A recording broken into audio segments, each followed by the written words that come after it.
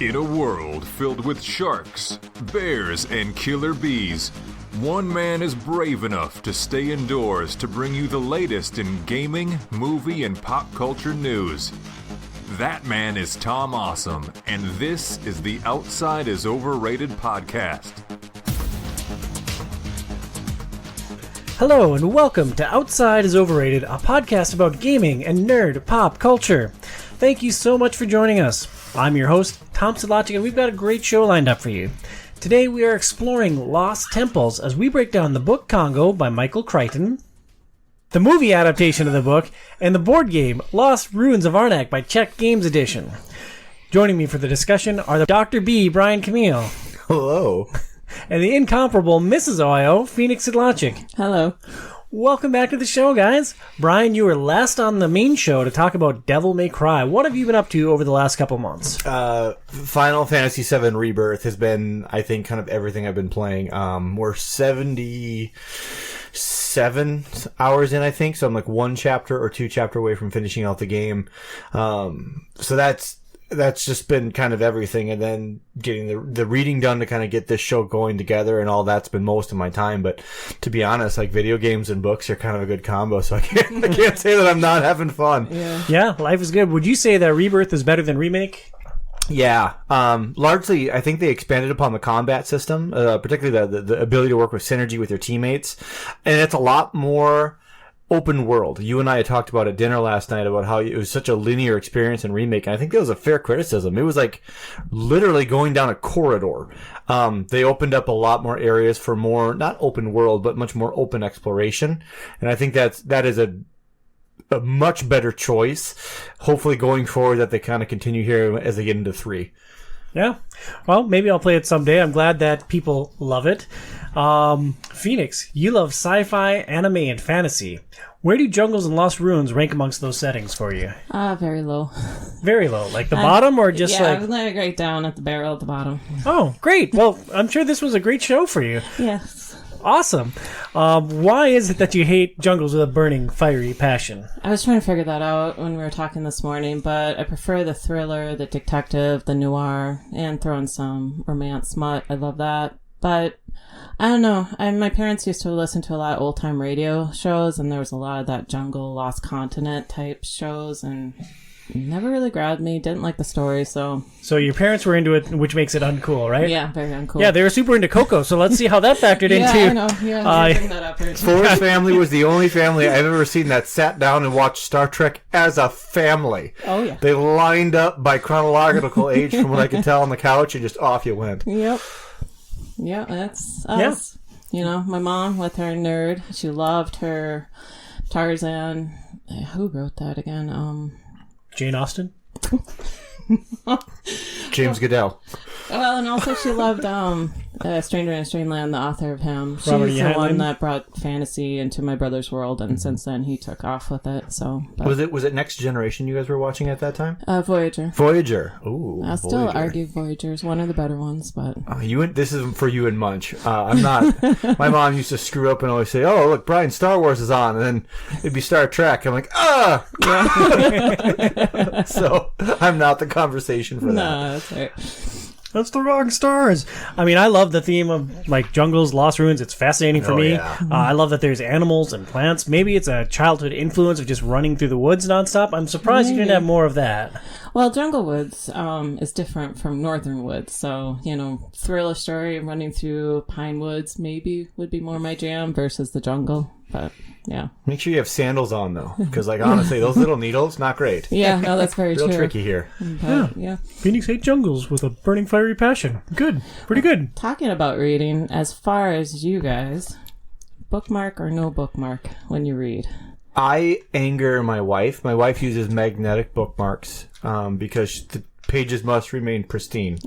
Yeah, Kelsey's right. Yep. No. I adopt that mentality. If she's touching my video game controller and she's eaten a tortilla chip within 3 days, I'm like, can you wash your hands before you pick that up, please? Thank you. Yeah, same. Samesies. Now you and I are the same. But I dog ear pages if I'm using Get out. book. Yeah, I use everything now. I mostly do my reading on my tablet, which is just automatic bookmark there. But lots of dog earing. Yeah, I used to dog ear, but now I memorize. When I got a book of Congo from the thrift store, and I opened it up, and a bookmark fell out, and I said, "Ew, get this out of here!" And I flung it across the room. Disgusting. And I picked it up. I'm like, oh, good. I'm in the middle of like 8 different books. Perfect. I needed another bookmark. What divine providence. And then, Tom, if you read a series, do you read much series? Yeah. Okay. Occasionally. With Game of Thrones, he had to reread all the books when the new one came out. So it's fine that he's not writing books anymore. It's fine that he's never going to end the series. Do you have to go back to reread a series, or do you just pick up where it left off? It depends on how long it's been. If it has been a bit, yeah, then I want to go through the detail. And with Thrones, like when he starts throwing out a lot of names and nationalities, like you have to pay attention to that stuff because he'll bring stuff back around often. Dune 2, different medium, right? But we had to rewatch 1 because 2 starts off as if you have just finished 1 within the hour, Really? and we're just going to get going again. So if you have not seen it, it's amazing. But depending on how dense the material is, oh yeah, for sure, you got to go through again just to be refreshed on what's happening.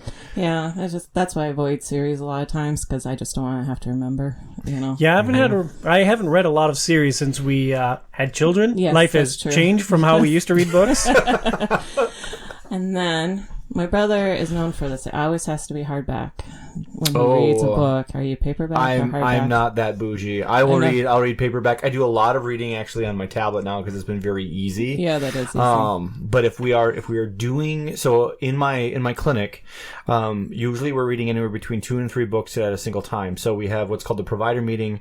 That's doctors, that's massage therapists, anybody that has patient contact. They're reading a book. Doctors are reading a second book, and then sometimes we're reading a third book with faculty, just staff, just administration.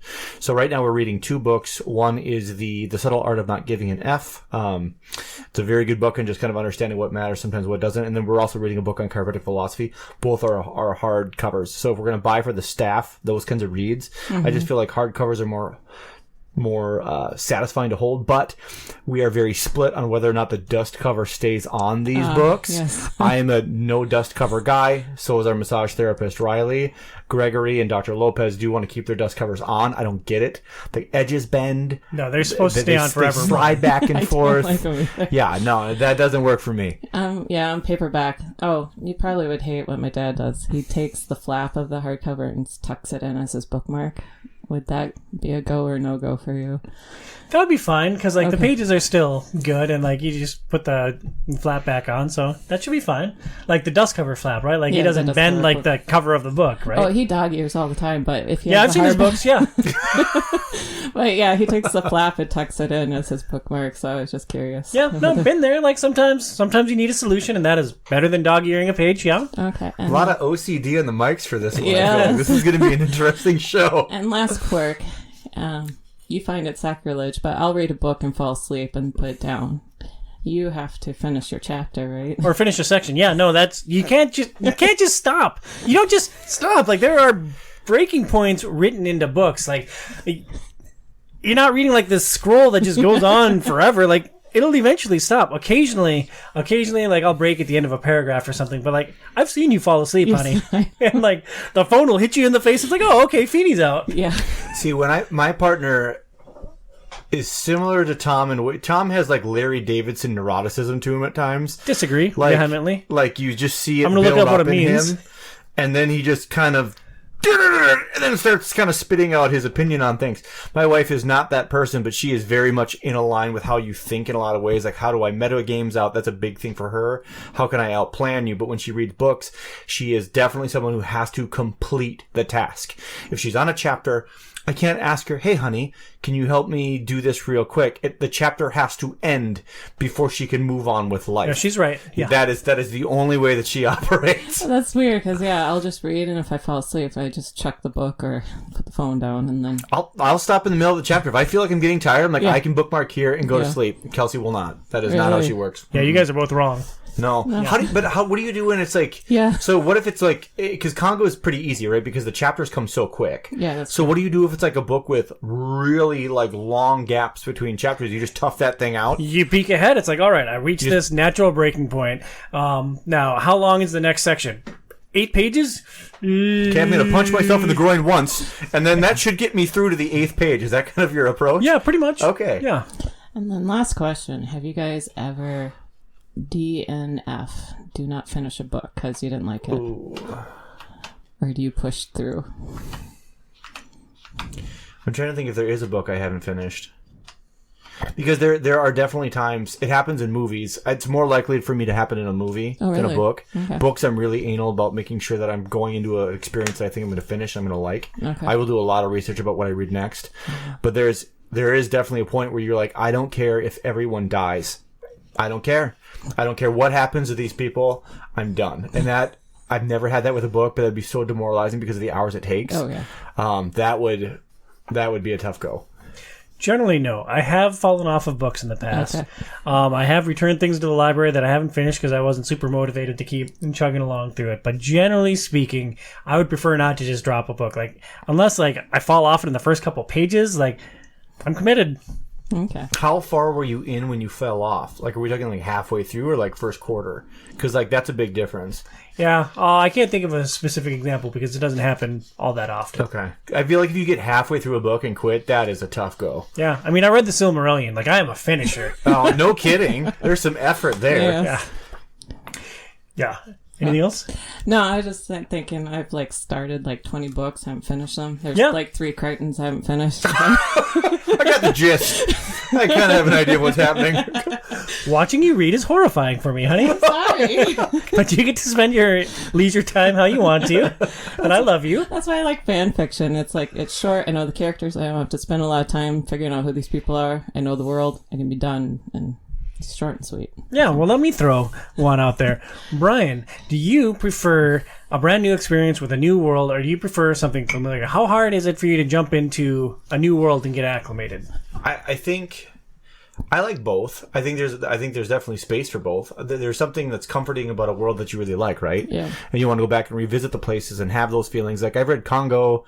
This is the 3rd time I think going through Congo, and it's still a lot of fun to like, oh yeah, when they start to describe when they get into Zaire, and then what is the elevation change like, what is the jungles like, he's so descriptive with some of that stuff. It's fun because it's like you're going to visit a familiar place.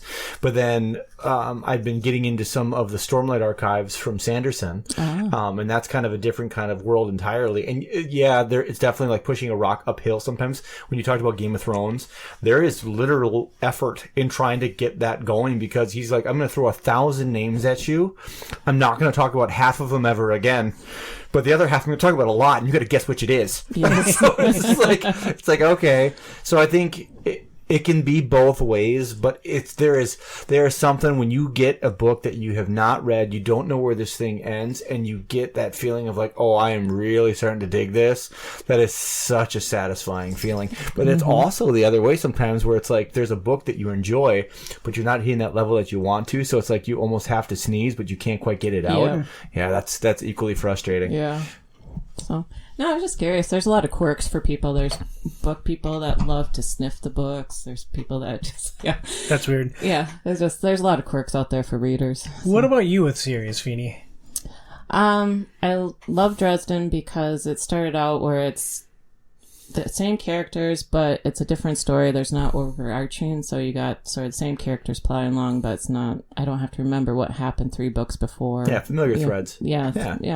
That's what I prefer. I mean, I'll try to start reading some more fantasy series to see how I like them, and your wife let me borrow some, so I'd like to try it more and get into it, but like Near Wolf, those are complete stories, but you have the same characters, the same threads, so... That's the type of books I like. So. We are in April of this year, and my wife told us at dinner last night she has completed book 41 of the year.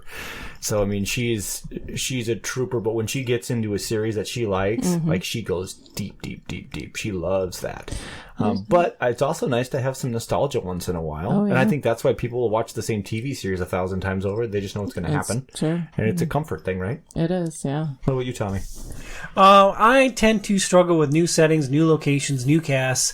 Like using Game of Thrones again as an example. Anything that happens outside of Westeros is a slog for me. Like, I don't care about Dany until like she is a real threat coming across the ocean. I don't care about... All I want to know is what happens with the Starks and Lannisters. That's where I'm invested. I don't give a frick about Dorne. I don't give a frick about Anywhere outside of Westeros, really. So this is why all your friends are from Mora. Nobody else. You're like, nope, this is it.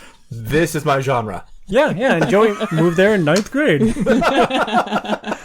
Before we get into our main topics, we would like to thank our sponsor, Premier Health. Check out their website at premierhealthmn.com. That's premierhealthmn, as in Minnesota.com. If you enjoy us, you can support the show at patreon.com/OiO. It helps support all of the media that we consume for the show. You can also follow us on social media. Email the show at overratedpod@gmail.com. That's overratedpod@gmail.com. Follow me at ThompsonLogicOiO on Twitter, X, Instagram, and TikTok. Follow Phoenix at PhoenixLogicOiO on Instagram.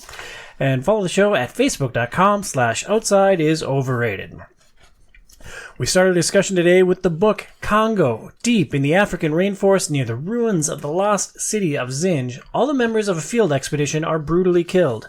At the Houston-based Earth Resources Technology Services, Inc., a horrified supervisor watches a gruesome video transmission of that ill-fated group and sees a haunting, grainy, man-like blur moving amongst the bodies. In San Francisco, an extraordinary gorilla named Amy, who has a 620 sign vocabulary, may hold the secret to that fierce carnage. Immediately, a new expedition is sent to the Congo with Amy in tow, descending into a secret, forbidden world where the only escape may be through the grisliest death. Congo was originally released in 1980. It was Michael Crichton's 7th book. Now, Brian, given all that we discussed in the opening of the show, am I correct in assuming that you've never actually read a book before?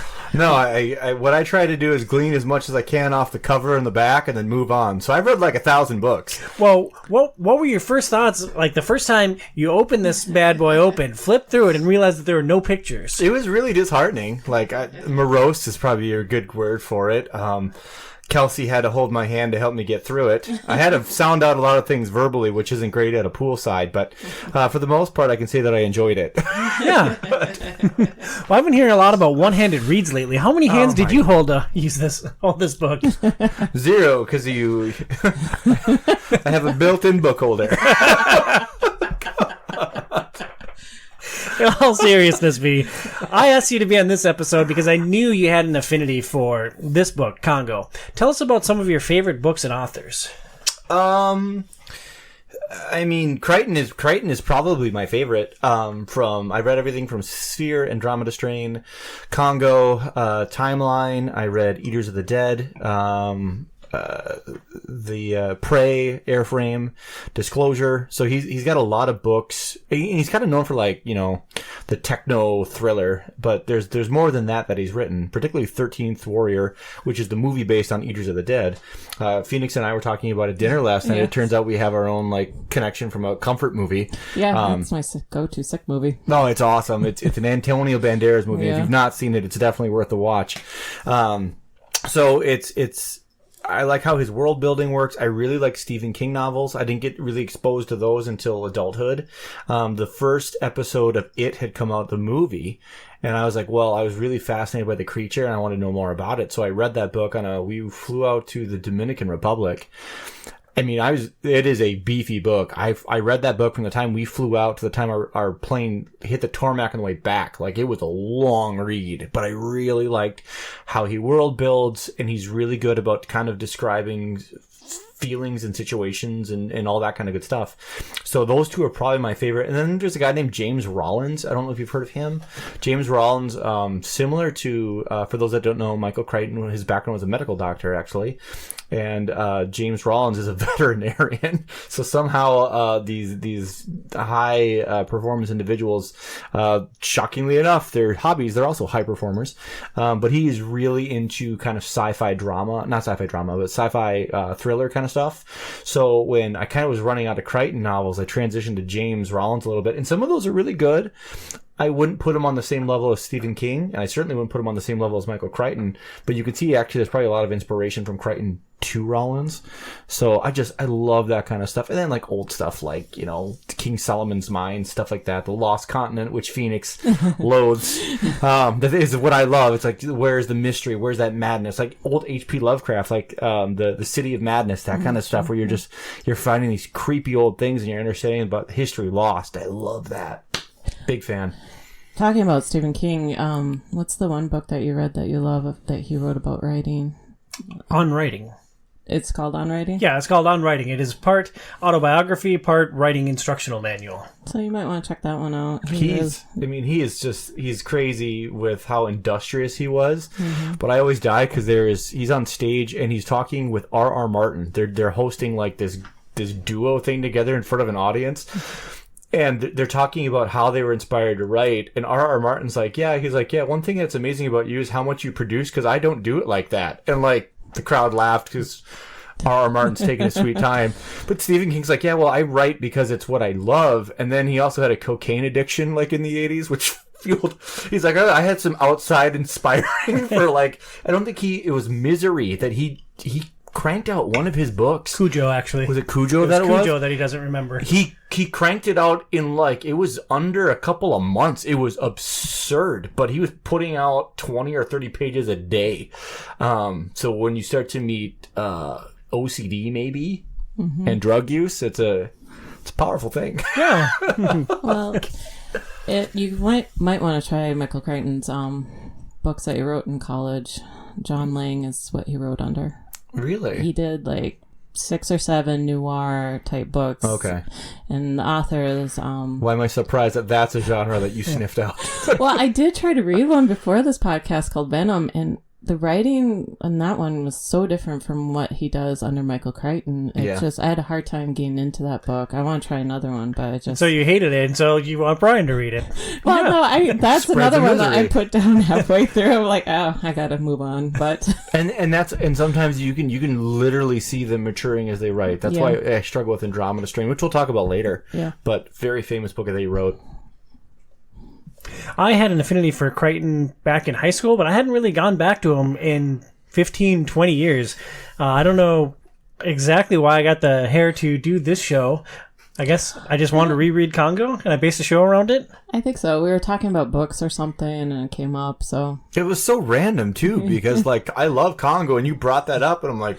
Other people read that? Like, and not that Crichton's not a prolific author, he is, but that's also not probably for most people in his top 5. It was commercially successful, and they made it into a movie, and that's how most people know it, is because a movie came out in 1998? 95. 95, excuse me. There we go.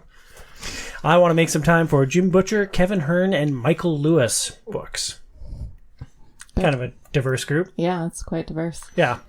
All right. So, Brian, when did you first read Congo, and what were your recollections heading into rereading it for this podcast? I read it on a trip. My wife and I, that's mostly what we do when we do travel. We will find a nice warm place. We go poolside, and we usually drink cocktails and have food delivered to us and read books. And we read them all day from dawn till dusk. We go to bed early, get up early, go back to reading books, and that's what we do for like days on end. We don't do excursions. We will sometimes do dinners and things like that, but we're there to just kind of chill out. So we were in Cabo, and I think I read it. It was the first book I ever read on my tablet, and I was super stoked to find out I could download it. So that was a really good thing. And I want to say it only took me like maybe 2 days to get through. Even, did you guys find this to be a crazy fast read? Because, like, I think even after my first night, I was, like, 40 to 50% done. Nope. Okay, so you sound out words. Yeah. Okay. Feeny, what about you? I skimmed a lot when the action started to pick up, but the science, I really start to drag on that a little bit, depending on how it's written. Yeah, we'll talk about that when they get into Amy, talking about Amy's history. That's when I'm just like, swipe. How much had you retained between readings of this book? Because the only thing that I remembered from Congo, and I loved it in high school, was the opening scene. More than I thought, because by the third reading, I was like, oh, then wait a minute. So then they go here, and then there's this raft ride with hippos, and then then they find that down plane. Oh yeah, and then Amy's got to pretend that he's a baby. I forgot there was a gorilla on the good guys team. It was all this stuff I kept remembering, but the The best part about it is, my favorite part is when they're discovering the runes and kind of like figuring out what happened. I do consistently forget all the aspects of that premise, and that's my favorite part of the book. So it really works out well. I'm always surprised. I'm like, oh yeah, that's why this happened. Cool, this makes me so happy. Well, Feeney, you'd read a number of Chrichton novels, but never read Congo. What do you like about Chrichton, and why did you originally skip this book? I like Chrichton because he takes something that, is maybe thought of at the time, and it's a new thought, and he takes it and expands upon it, making it seem real. The whole science behind everything, like Jurassic Park with the dinosaurs, he makes it believable, and I always enjoyed that. Plus, he throws in the thriller, and the heartbeat timeline, running through something, trying to beat whatever the villain or the monster, whatever is happening in the story. So I always enjoyed that and the action. And he always puts them in settings, his books, like Sphere. Like, you could not get me on a submarine. I would never be down in the deep ocean. It's my terrifying thing, it's just... And so Sphere just really grabbed my attention because of that, So, jumping on to your fears, what would you have to choose one. Would you rather jump out of an airplane, like skydive, or board a submarine, go down to the bottom of the ocean? I guess I'll skydive. I would take the ocean. Like, Are you serious? I always thought that skydiving would be cool, but like, I don't know, man. Like, I have a hard time picturing myself jump out of an airplane. Brian? Some people have to be pushed, but I feel like once you're out the plane, the rest just takes over. So I feel like that would be the easier option of the two. Because then you got to do decompression, and that sounds like it's boring. Like that. Hey, you're going to sit in this pod for 4 days so that you don't bubble up and explode. Okay. It sounds like you on vacation, Brian. Like, here's a stack of books. Give me all my Michael Lewis books, and I'm good to go. But the thing is that with... I think the biggest fight is when it comes to, like, I do have a fear of deep water, but if I'm in a structure under the water, I don't think I care. But I had an MRI in 10th grade. Actually, I was playing touch football with you in a parking lot with some friends, and I jammed my wrist on a light pole. And actually, this is how I got into chiropractic. Phoenix's dad was the one that actually gave me some insight, who's also a chiropractor, on how to fix my wrist, and actually kind of set me on my path. But I was in a tube to get my arm MRI'd, and I had to put my hand over my head. And at this point, it was all tube MRIs in Mora. So they brought me all the way where it was equal with the backs of my knees. That's how far into the machine I had to go. And both of my shoulders are bumping into the walls of the tube. And then my hands over my head, I start to go numb. They're like, yeah, don't move for the next 40 minutes. Otherwise, we have to redo this. That's the closest to actually having a panic attack that I've had. So as long as the space itself isn't enclosed, I think I'm okay. But that was wild. So it sounds very cozy to me. No. Can I get an MRI? Oh, God. No, it's just, with skydiving, you can have the ripcord, so as soon as you jump, it pulls the parachute. So yeah, and in the book, it's automated, right? Yeah, it was automated. You didn't even have to do it. Yeah. But, just in the ocean, in the submarine, just that pressure. And if there's a leak and you can't fix it and you're way down there and there's no time to get up, and you have to sit there and think as that just comes down and crushes you. Well, what if the automated ripcord doesn't open and you're just like, oh, here comes the ground, here comes the ground, here comes the ground. Are we describing motherhood or a submarine? What is something about crushing pressure? But people have survived hitting the ground. People have probably survived touching the bottom of the ocean, too. Yeah. No. Well, there's that woman, she bounced off the ground and she had the broken bones. Yeah. But there was that gentleman that was actually discovered in a sunk vessel. He was 100 feet under the water. This is like 6-7 years ago in Honduras. He'd been under the water for 72 hours. The ship was upside down. He's in a blacked out portion which he could get some air. And he was underwater for that long by himself. And they rescued him and pulled him out. Oh my gosh. You can watch the video from the diver. The guy scares the hell out of the diver. The diver comes up, makes eye contact with the student. You hear, like this bubbles coming up. And the guy's like, oh, thank God. The diver's trying to figure out what the hell just happened. Humans, we think we're important until you start to face nature on a grand scale. And you're like, oh, wait a minute. We don't matter. Well, you could try the, so in Minnesota, I think it's at the University of Minnesota, they have a room that you can go and sit in, and they built the acoustics where there is no sound. Oh, yeah. And I don't know, the longest person that could survive in that room was like a half hour or something. It's the supposed thing, yeah. no one has survived longer than like a half hour in that room because it's so quiet. Well, I've got the commentary going literally 24/7 in my head. Like, I feel like I'd be fine. No, that's the problem. I guess it gets louder and louder in your head, and people just can't take it anymore. So Well, that'd be fascinating. yeah, that's what I feel like. If you're down in the water, you know, it's just like you go kind of crazy because you're stuck with your thoughts if you're by yourself. But Tom getting more of Tom might be a positive loop feedback, though, for him.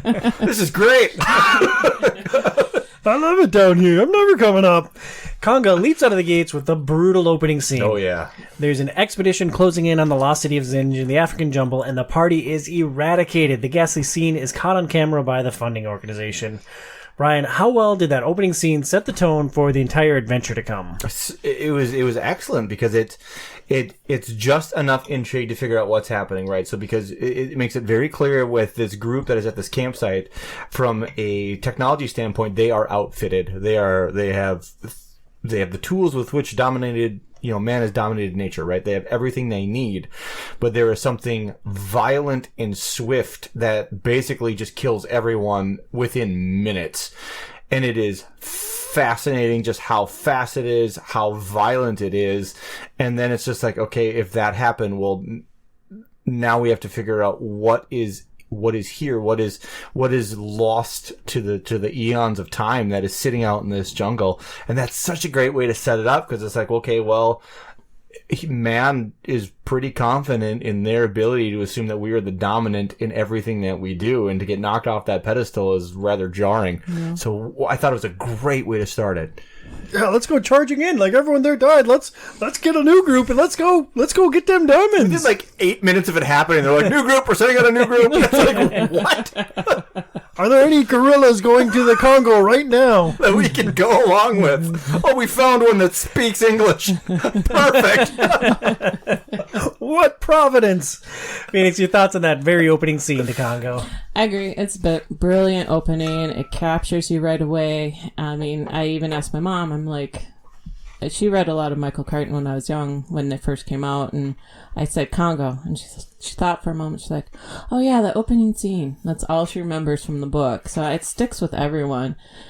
But I was ready for that roller coaster ride to just keep on going. All of a sudden the science hit, and I was like, I just had a hard time getting through that first part. I'm just like, once I got on the plane, then things start going for me again. Crichton is all about his sciences, right? Like the way that this man writes, he goes into extreme detail. He clearly researches his stuff, but it can get textbook pretty quick, which is interesting that you like Crichton, because like he does that a lot. Like he's known for that. He is, and it's interesting, like with Prey or Jurassic Park, I really got into it, but with this book, for some reason, I just really struggled with the whole, I don't know, the science that was dealt with. Some of the Amy stuff was decent, but and the exploration of past, because I love history, past explorers going in and stuff. But yeah, I don't know. Well, I thought it was interesting. I recently learned that you don't really sound out words. Like, you have memorized the English language, and like you see a word on the page, you recognize it. There's a lot of shorthand in this book when they're communicating back and forth. There's a premium on characters, so like less than X, you have to really watch your character count, and so it's a lot of phonetic spelling and a lot of condensed things, and you really struggled with those messages. Yeah, I'm a skim reader, and if there's some words I just skim it and pass it, and like, oh, my brain will sort of figure it out, what's going on. But yeah, the shorthand, I skipped it, and then I asked you to read it to me.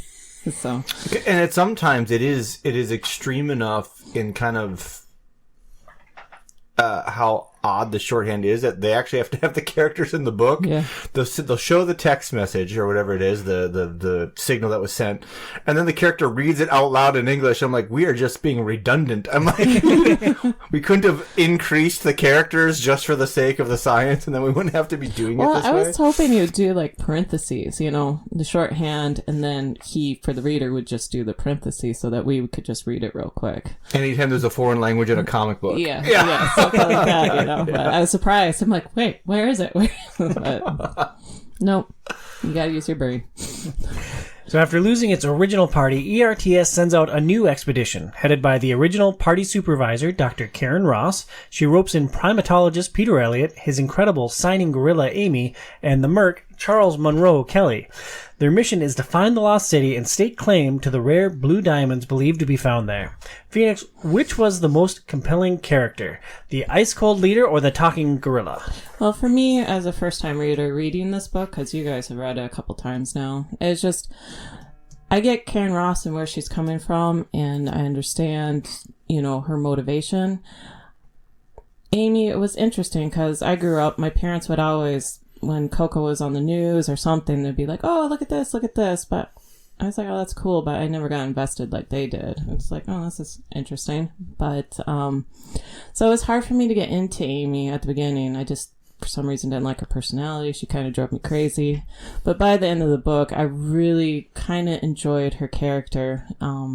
Because, the way she saves Peter and just different aspects, and her relationship with Monroe is his name. Mm-hmm.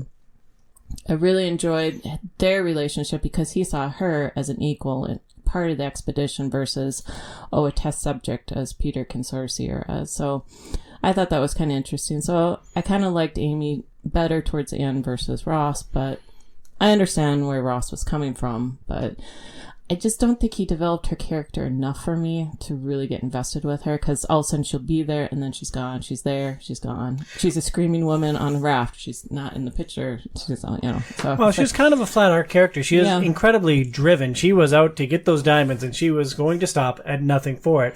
Hero, villain, doesn't matter. The ends justifies the means for Karen Ross. I get that. I don't know. I was hoping a little bit more depth to her character, but to me, it was a little flat. So, well, Brian, which of the main cast stood out to you? I like Karen because she's written kind of as a unique archetype, because I think too often women get categorized as the soft spoken, wholesome. Oh, so the movie Karen Ross. Yes, that we'll get into that and why I dislike her immensely. They had to make another character to actually represent real Karen, but they just gave it a separate body, so it doesn't even make any sense. But I like the fact that she's strong, she's tough, she is fiercely motivated. Monroe is probably my favorite character just because Monroe, I think, is the one that tends to have the most realistic view on most things. Mm-hmm. He's in tune understanding, okay, when is the group doing well? How do I guide them when they're doing poorly? How do I motivate them? How do I do these kinds of things? And Monroe is I think he's like the firm guiding hand for everyone. And even Monroe looks at Karen and he's like, well, look, her ability to be driven and focused is very useful, but he also knows that if she goes too far, it's going to be a detriment to everyone. And he has to try to make sure that he's balancing her out at the same time. Because there's times that she's breaking down and he's the one that's trying to figure out emotionally how to keep her in check so she's not a problem to him. Yeah. So I really enjoy him. And it just kind of his background. He's basically a smuggler and a gun runner who gave himself the name Captain and just kind of went from there. I love that guy. I do love his character. I kept mentioning to him that I'm really liking Monroe more and more as the book goes on. And it was interesting. I kept picturing the actor from Jurassic Park who was in charge of the raptors. Yeah, I think he's a good fit. Because he's of Indian descent, I think. Monroe's Indian descent. I think his dad is white, mom's Indian. That's what I looked at Wikipedia after watching the movie. Yeah. I'm like, is he? Because I couldn't remember. Yeah. Nose hair man, as Amy refers to him repeatedly. Yes. But yeah, I just find overall, I really enjoy him. I think Peter can be boring sometimes. I think Peter is a little bit too timid for me at times. And well, looking through the show notes, we all lined out the characters that we want to talk about. Nobody wanted to touch Peter Elliott. No. I'm like, it's like the center of this book. No, he's there because Amy's there. If Amy wasn't in this book, Peter wouldn't be in this book. He is Robin to Amy's Batman. And when you are second fiddle to the gorilla, no one's gonna remember your name. Yeah, just like third fiddle in the movie. Yeah, I mean, I agree. Yeah, Peter is just, the only thing that at the last scene, with the gorillas attacking the camp, he comes through with something to help them, but in the end, he's just there. He's just he's nice. It's like saying someone has good table manners. Going back to something Phoenix said, you were initially lukewarm on Amy, and the character Amy the gorilla grew on you. Brian, what were your thoughts on the anthropomorphic animal that was in this group? I don't know. I think Amy was interesting.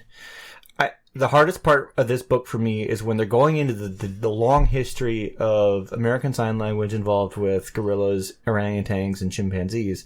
And that slogs through because he goes, it's like, what, 6 pages of like kind of like the statistics of this stuff, which that gets old to me. But then once we get to the Lost City, all I care is about the Lost City. I don't care about Amy finding a jungle or eating tender shoots, as they talk about all the time, or Amy want tickle. I don't care. I don't care that Amy wants a tickle. You care that Karen want diamond. I want to go explore the Lost City. I want to see what happened. Why is all this stuff occurring? And I understand how Amy is a really important character to particularly keeping the group alive at certain points. Amy actually does carry weight, sometimes more than Peter in certain moments. But at the same time, I became so much less interested in her story once it became clear that there's all this extra interesting kind of data about where they're going and what happened there. That was so much more interesting to me that I really didn't care if Amy decided to go back to the jungle. So, if I'm hearing you correctly, you're saying that all of nature should be eradicated off planet Earth. I'm a speciesist, yes. Yeah. Heard it here, folks. All man, all the time. Now, this isn't really a character, but one element of the book that I really enjoyed. The main group that you're following, this expedition, the second expedition from ERTS, they are racing against a consortium to get to the diamonds first. The first group that gets to the lost city of Zinj and finds diamond stakes claim to it and thereby owns the diamonds. And I really like the pressure that race against the consortium put on every single decision. Like, everything was a race against the clock. Like, Monroe makes a gorilla jump out of an airplane because it shaved time off of their expedition. And he's just going to hold her. He's like, can't strap her in. I'm just going to have to hold her all the way down. Yeah. Like, she's not a full-grown gorilla, but like a gorilla of any... I wouldn't want to carry my cat jumping out of an airplane, let alone a gorilla. Yeah, no, I agree. I love how he added that aspect to the book, because it does add tension and makes them go faster and make decisions that probably weren't the best decisions. The river. The river, because without it, they could have just plodded along as they wanted to It's get not to the enough city. to stay alive. Yeah. Like, they had to beat the consortium or it's all for nothing. Yeah. And how the consortium also, and how they mess with each other. Each one is doing things to sabotage the other. But one of the key themes early in this book is understanding how time has changed dramatically due to how we can actually take in information and how we can process and understand that information, right? Yep. So they were talking about, like, you know, what would matter before and what kind of, you know, we would plan months for some of these expeditions in the past. You now have weeks or you have days, because now it's like everything is, with the data being so much faster available, it has taken away all forms of, like, maybe error is the term that we'd be looking for, or maybe anything that is not purely driven to the outcome. It's like, we go now or you don't get it. And that's why I think part of the reason why Karen is so psychotic is because she's like, okay, like, if we are off by a day, if we're off by 4 hours, we're dead. Off by 4 hours, it's over. And, like, at times they think that it's already over because they look at timelines like, look, there's no way we can beat them. Yeah. We should just quit now. And it's just because it's just an absolute race. Yeah. The consortium was ahead of them at one point. How did that work out?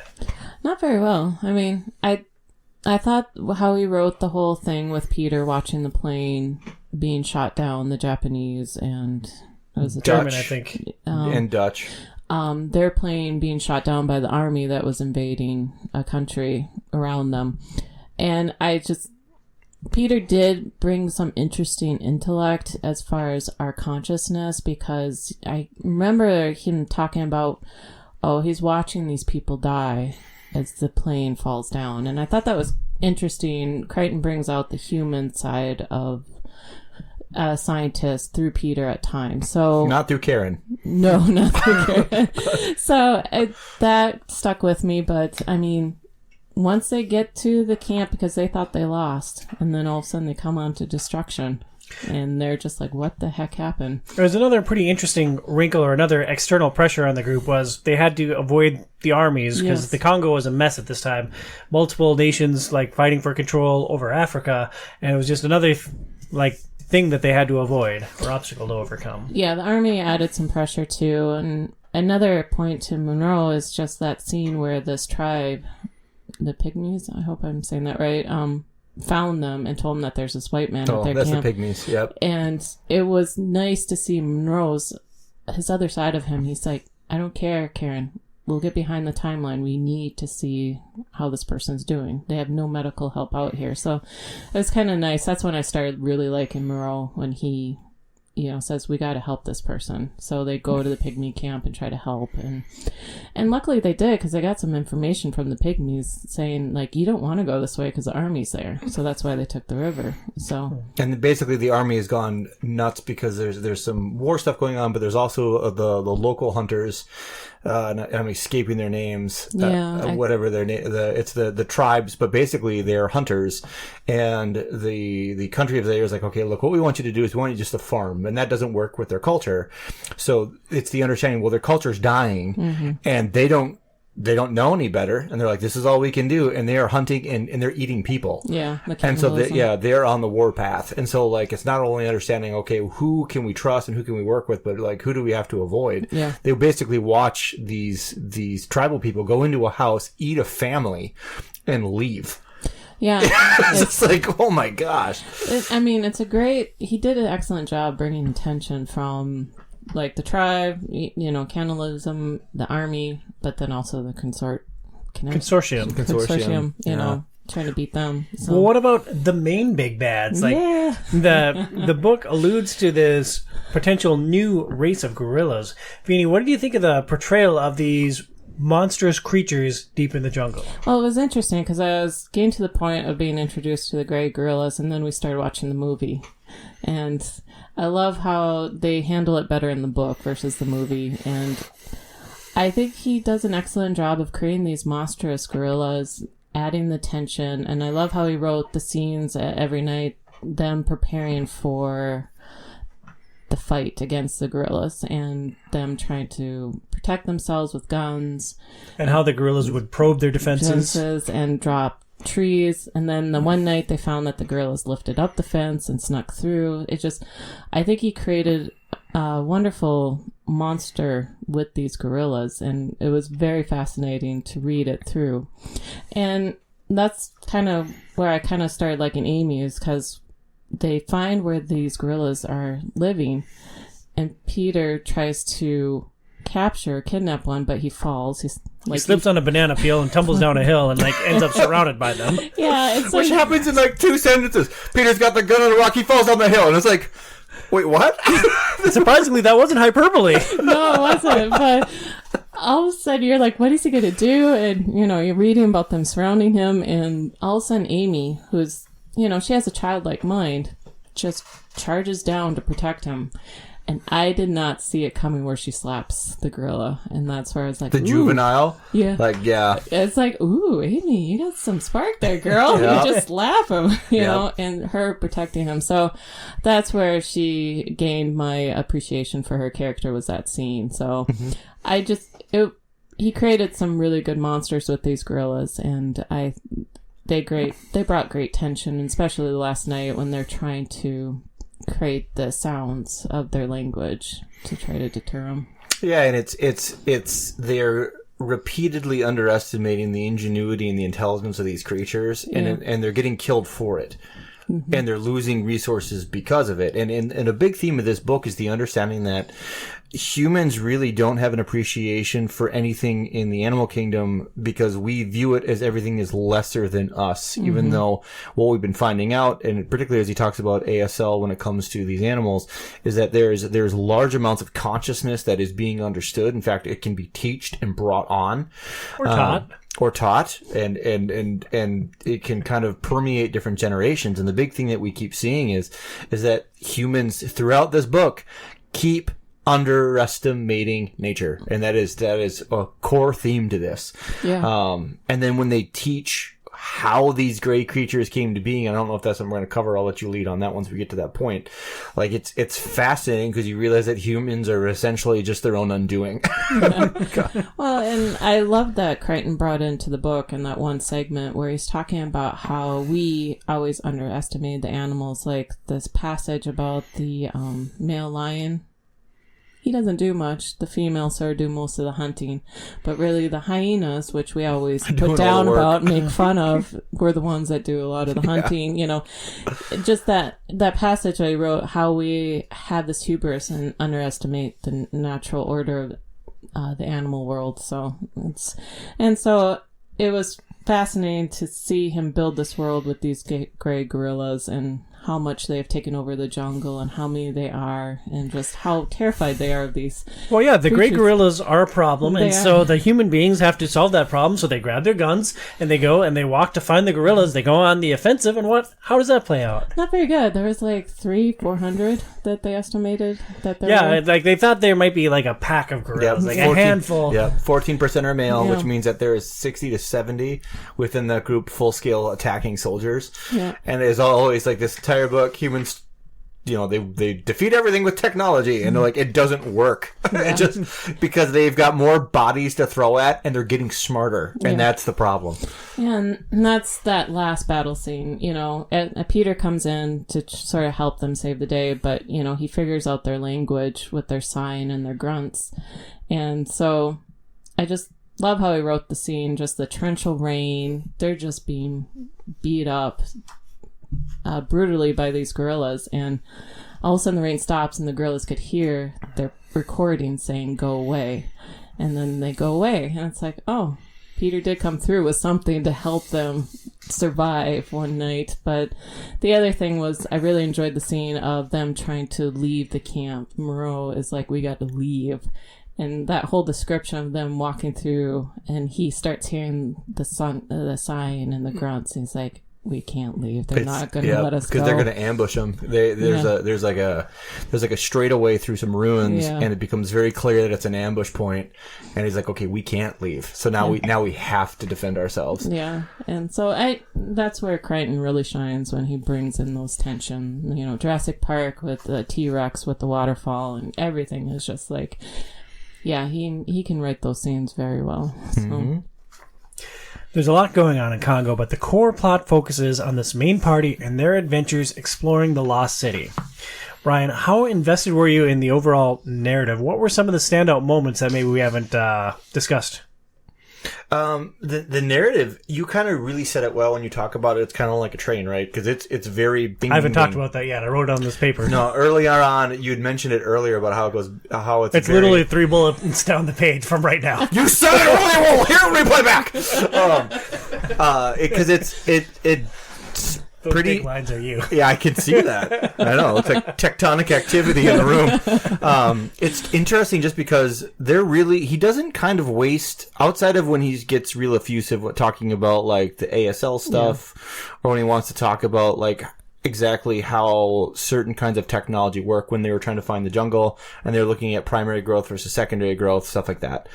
But a lot of it, he is on a clip moving this thing forward. There isn't a lot of parts that are slow. That's why the only time that I ever read the part going really into the history of the gorilla and chimpanzee learning sign language, that part is slow to me, and that is the hardest part to reread when we do this. But the rest of it, man, like as you read this book, it's just bam, bam, point, plot, plot, plot, plot. I love it.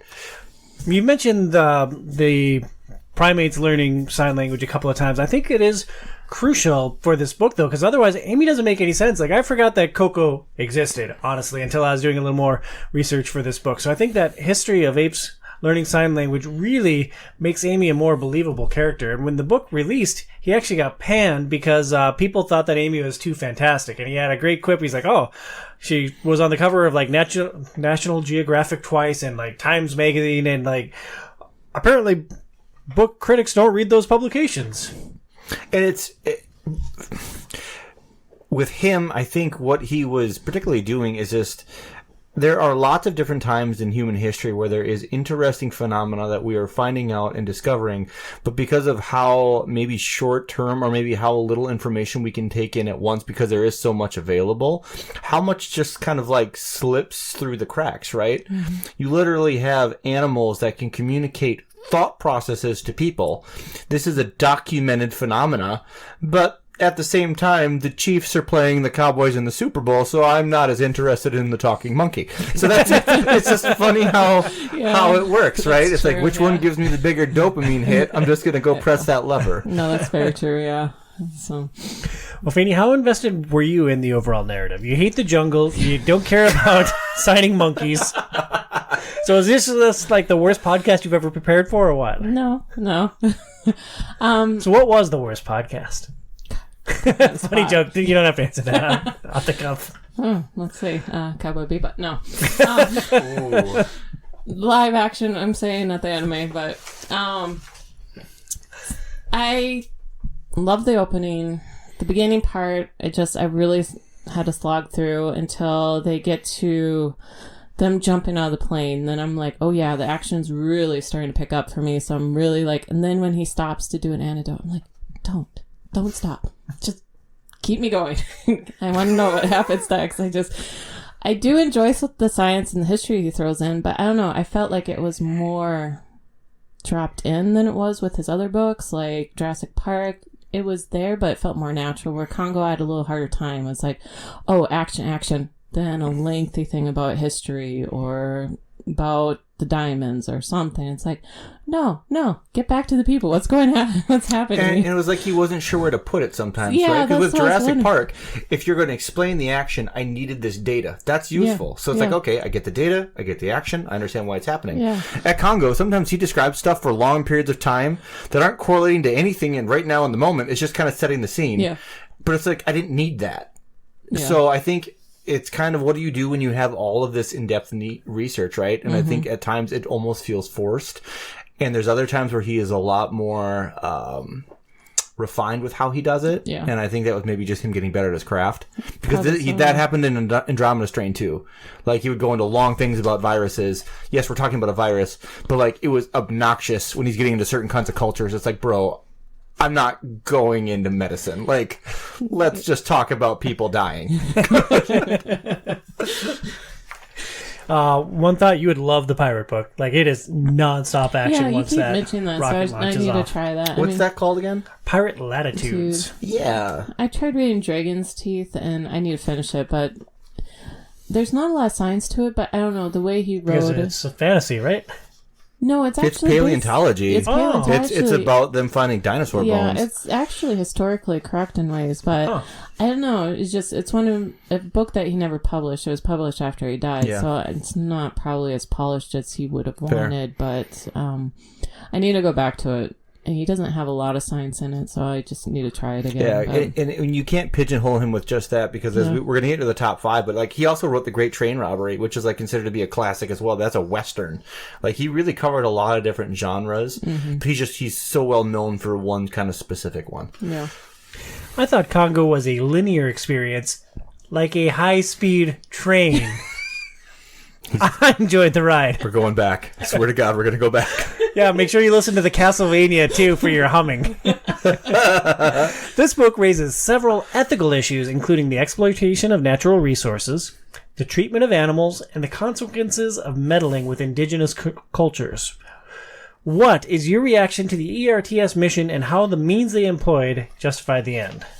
Well, I mean, it's right on. I mean, I like how Chrichton writes his books, because he takes the question, should we be doing this?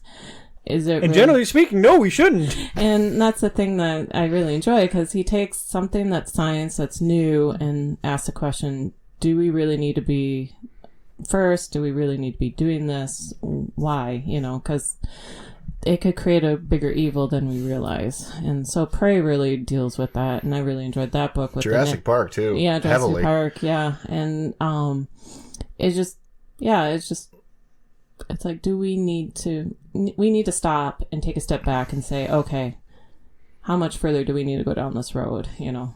So that's why I enjoy his books. And he brings up good questions, you know. You have to sort of stop and say, okay, do we need to put the money in this? Do we need to keep going forward in this discovery? So, but Well, to throw some Starship Troopers in here, to preface the next issue, they ask a moral question in Starship Troopers. Does man have the right to expand across the galaxy?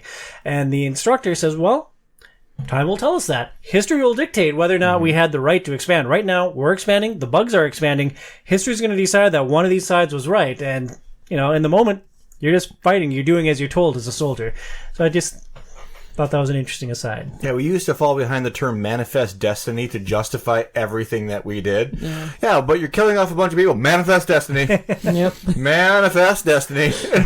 It's weird because I think Chrichton writes realistically because I do think humans are remarkably short-sighted. A lot of different people, I think humans really are selfish, in a lot of different ways. I also think that's why when we talk to different individuals and say we talk about conspiracy theories, like the Illuminati and these groups that for hundreds of years are directing humans. I don't think so, because the thing that's goofy is that humans, if they know that their grandchildren will benefit from what they're doing now, most of them won't do it. Unless it benefits them or people they know in that immediate moment. There's very few decisions that are made about things that are far down the line. We are an extremely short-sighted society. I don't know, man. I save my food scraps. Put them in a special dumpster. And then you eat, which is you later. That's called leftovers, Tom. That's really I'm doing it for my children's children, Brian. So, I think, even if you want to get into some of the concepts that we have currently with, climate change, people will argue, there's not enough data, we don't know yet, the scientists just want attention. And I'm like, well, but at the same time, if we look at this logically, there's a lot of money to be made in the short term if we just go, oh, screw that. There's a lot of money to be motivated about this kind of stuff. Mm-hmm. And I think humans, Locke and Hobbes talked about it way back in the day. Humans are brutal and rude and boorish and all these different kinds of things. And it's interesting because with Chrichton, he had a lot of different opinions on a lot of different things. Very intelligent human, but he wrote a book called State of Fear, which is kind of actually a lampooning of climate change. That's where I kind of fell off him for a while. Now, here's the thing. Now, in the time that he wrote that, climate change was really in some of the early concepts of discussing it, right? And I would hope that if Chrichton had more information, maybe he would have changed his opinion on that, because he did seem like a data-driven dude. Mm-hmm. That is one thing about him that it just comes across in his writing. But I think that he does write humans well. I think Karen Ross is realistic. She is. 24-year-old driven human who knows if they get this, that they're set for doing whatever the heck they want to do. They don't care who dies along the way. Mm-hmm. Karen doesn't really care about anything and anyone besides getting to that end point. And the only person that keeps her from dying is Monroe. True. Yeah, he does. Yeah. So say this really happened. This expedition into the Congo really happened. Would the loss of human life really be worth the possibility of ending nuclear war? Yeah, I think so. I think it's you're trying to argue the needs of few versus needs of many, right? And I don't really think that there's any situation where when great advances can be made, there's almost always some danger to them, whether it's going to be the danger to human life or whether it's the danger of production disruption or economic disruption. All of that stuff comes into this. We're dealing with it right now with AI. We're playing with this stuff. We're starting to realize, okay, this could be a problem later on, but we're going full speed right now. I know one marketer who thinks that this is happening right now. Thanks, AI. And the part that's crazy about it is that as long as it generates a profit, most people don't care. But what happens with everything is we always have disruptions within industries that can cause massive loss of employment, but the people that own everything don't seem to ever care about that. Mm-hmm. And that's just how society can be. I got mine. Go get your own. It's the American way, baby. Yeah, America. Well, I get having precision in computers, but again, you run into the aspect of, are you trading one evil for a greater evil without realizing it? So, I don't know. It's a hard question to answer, because you got the War Games movie. The computer took over. It says, hey, gonna kill you all. Yeah, maybe the fastest, smartest computers aren't the best possible outcome. Yeah. One more thing I want to jump into on the Congo. This book was a techno-thriller when it released in 1980. It's now 40 years later. How well does the science-y stuff hold up? Not bad, to be honest. Most of the stuff that he was talking about in that book had some bearing on current technology, even if it was slightly down the road. But most of the stuff that we're talking about now, obviously, is far more volume of data that we're talking about. But when he's talking about understanding concepts of like, hey, how do we understand primary jungle versus secondary jungle? Oh, we look at reflecting light. We know that this is going to be this way. Or when they were just basically using versions of GPS, talking about, okay, hey, this computer is going to build us a simulation telling us timeline down to the minute. We can do that now. So the part that's kind of crazy is this may have been futuristic at the time.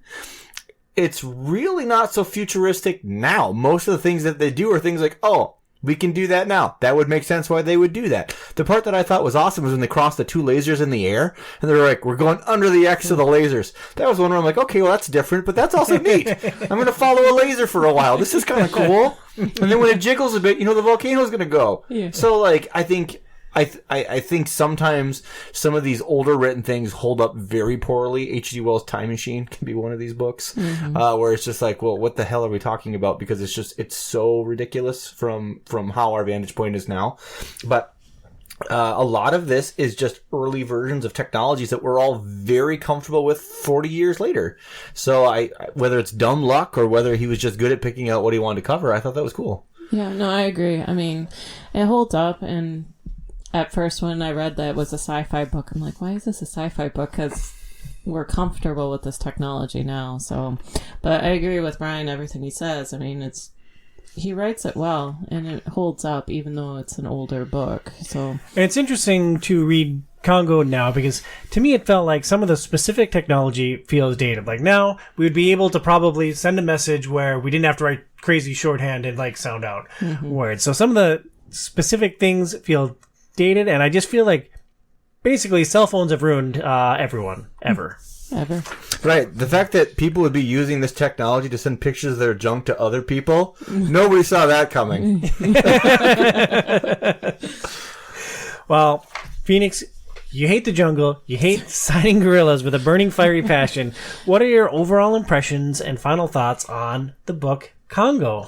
It's a good jungle adventure story, and it has good scary villain monster gorillas that want to whack you with two paddles in the head.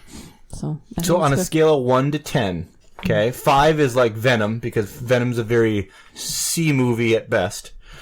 What would you rate this out on a scale of 1 to 10? I would probably rate it a 6 or 7. Would you read it again? Yeah, I'd probably try to read it again to see, if I can grasp more of the science, to see, how I feel about Amy again, to revisit the characters. So, all right. Mm-hmm. And you, big guy? I've read it enough times now. I probably have one more reading in my life for this one, and then I'll put this one away. Just because reading Stephen King novels more lately, these books are massive, right?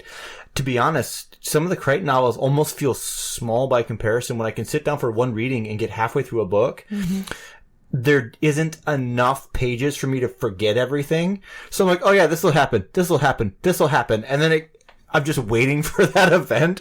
And so I need some time to forget, maybe is the way that I would put it. Because I did just read this last year, so that's probably why it was a little bit more fresh. Yep. But the reading last year I loved. But that was only my second time going through it. So I think the more I go through it, the less likely I am to come back to it. But it's just a good pace the whole way through. I like it a lot. Well, yeah, it's still awesome. It's a great book. For you, you said Congo is probably one of your favorites of his. Ooh. But since you've read Sphere, how does Congo rate for you? I don't think that Congo comes anywhere near Sphere. I think that Sphere is a brilliant novel that is just fascinating top to bottom. Sphere is arguably one of my favorite books now. So I love Congo, and I love it from that opening scene. I love the whole ride through. But I might read it more than one more time in my life. But I'd rather read the rest of the Chrichton catalog than read Congo again. Okay. But if you haven't read it, I think it's a lot of fun. Yeah, I agree. I mean, people who like Chrichton or need to be introduced to his books, Congo is one of his books you should read.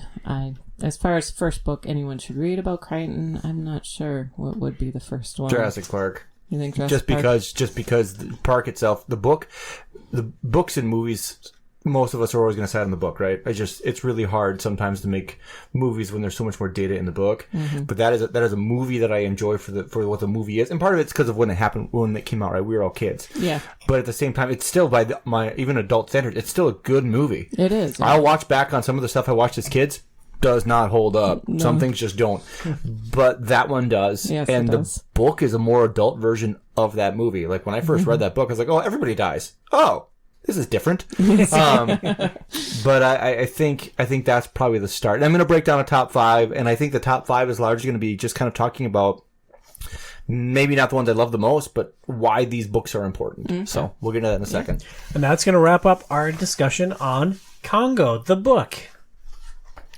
Hey guys, Tom and I got lost in the woods recently, and after jumping on an airplane, rafting down a river, avoiding rogue hippos, and dodging an erupting volcano, our backs are killing us. Do you know who we could see for help? Well, I just have to ask, where did we defecate on this journey? Seriously?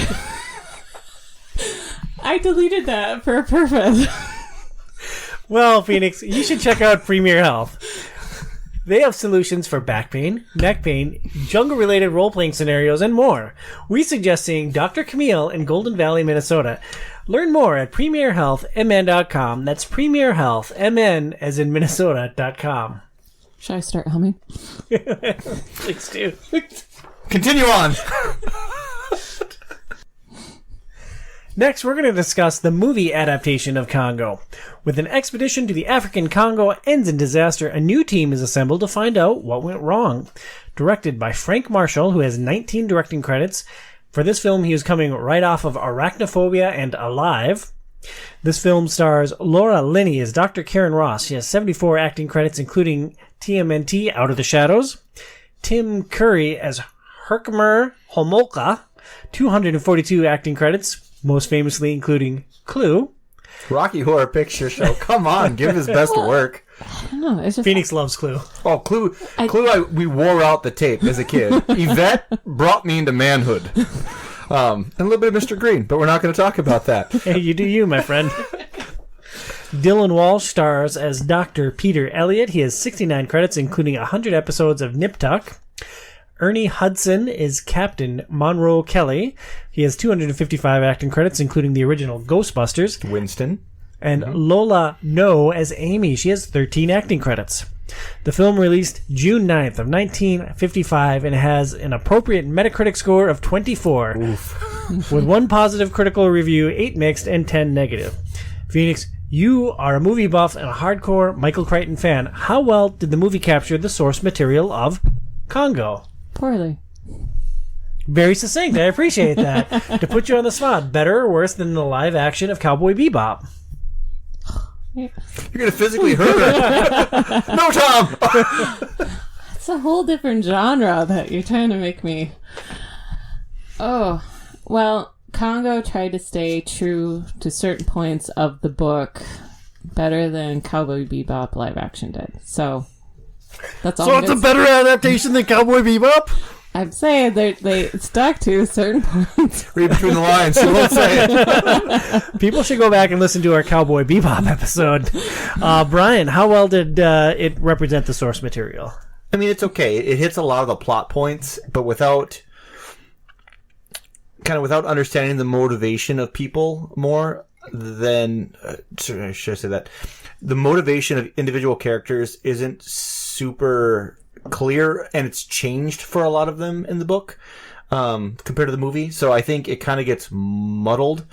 I think it's okay. It's not as like I remembered as a kid, which that's all of us in life. It seems like all the things I loved as a child are crap. So I don't want to go that far, but I was actually surprised at how many famous people were in it. Like people that are like modern actors now that are in work. Yeah, it's got a big name cast. It's got high production values. Like this isn't a 90s video game movie that we were watching here. Like they put real effort into it. But a lot of things changed.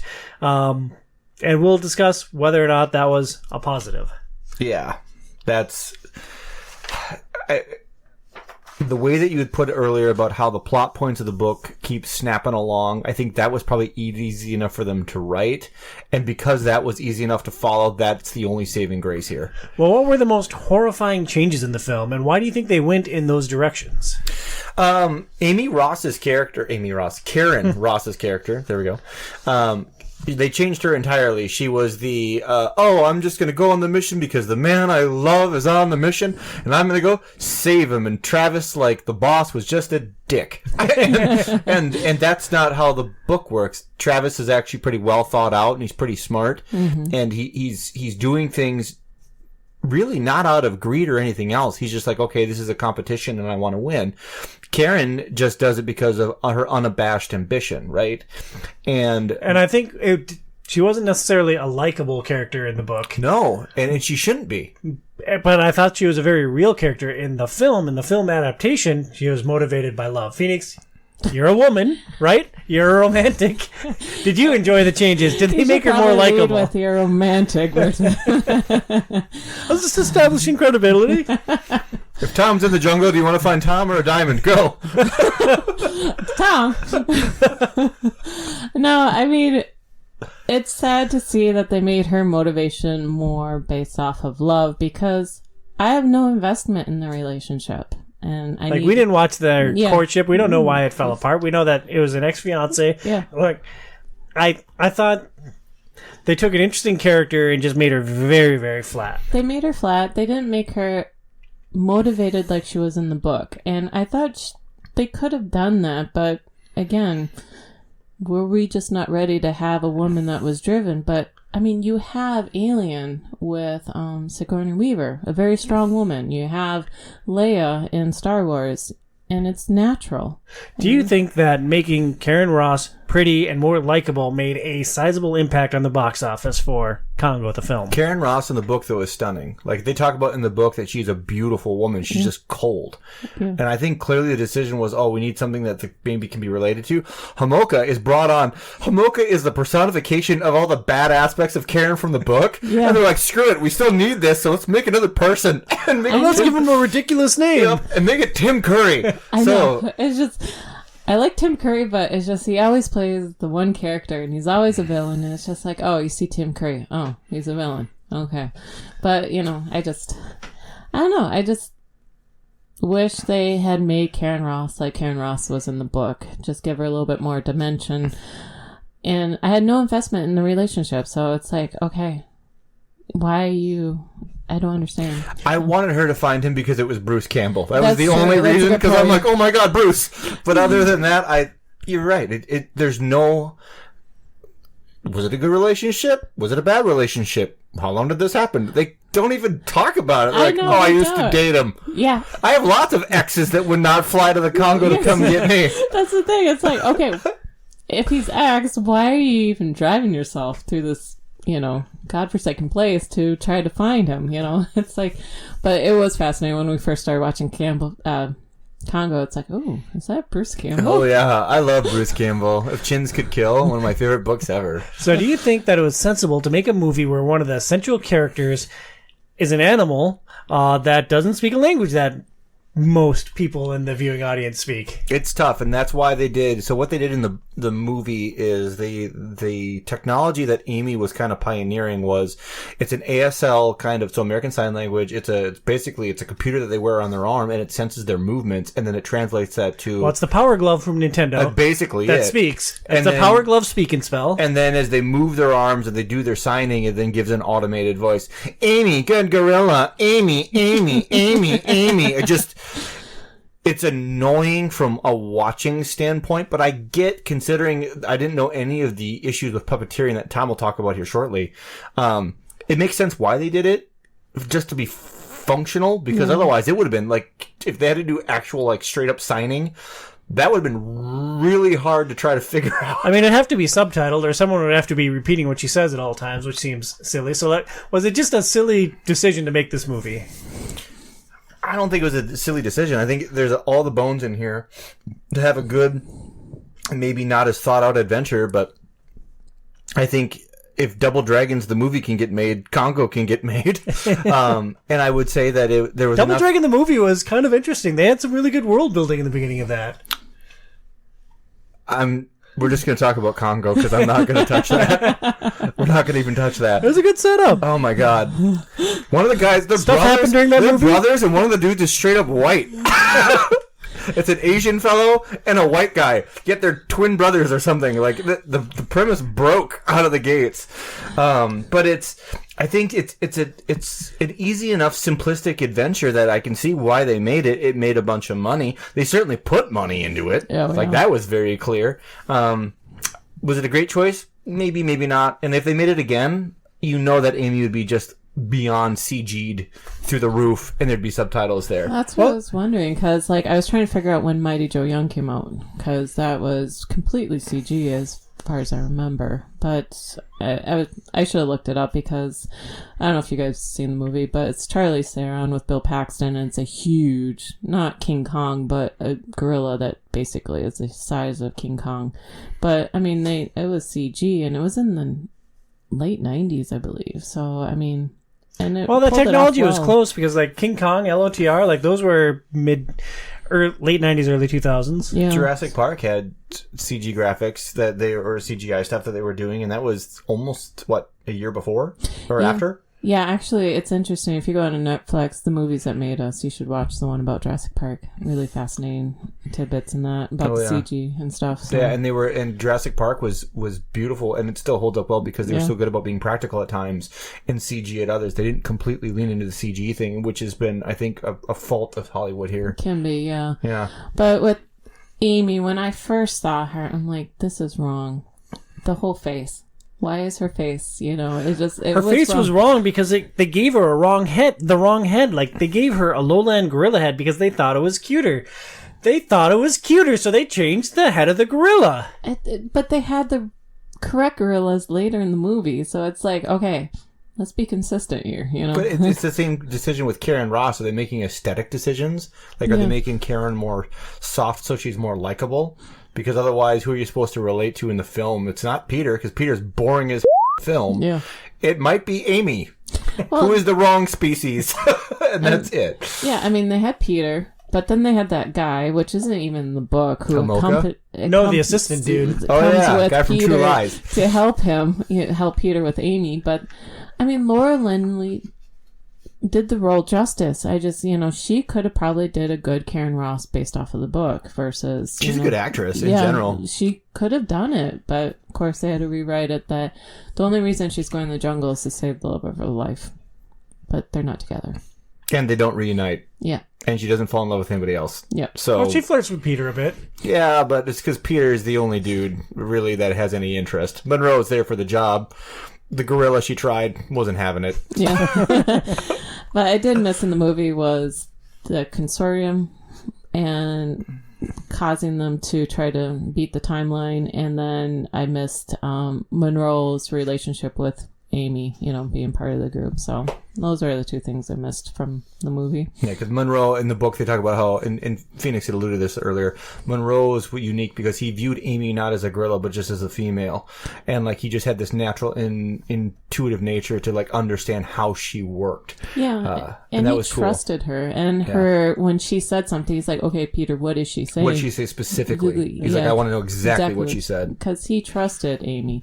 So I kind of missed that from the movie, his trust with Amy. And he would tickle her in the book. He would bond with her. And he'd give her space when she needed some space. Yeah. So, I mean, again, Monroe was a great character. He was okay in the movie, but I did miss that from the movie. Yeah. I think the biggest thing that this movie accomplished was the technical achievement of bringing Amy to life. To bring Amy to life, they used a performer in a suit with an animatronic head. The performers could only see through a peephole, so they generally rehearsed scenes without the head and had to memorize all of their steps for the entire scene, then perform it with the head on.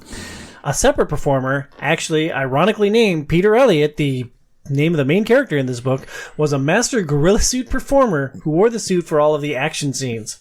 His suit had an oversized head. It took, in all, 6 people to execute a carefully orchestrated effort to bring Amy to life. I just thought...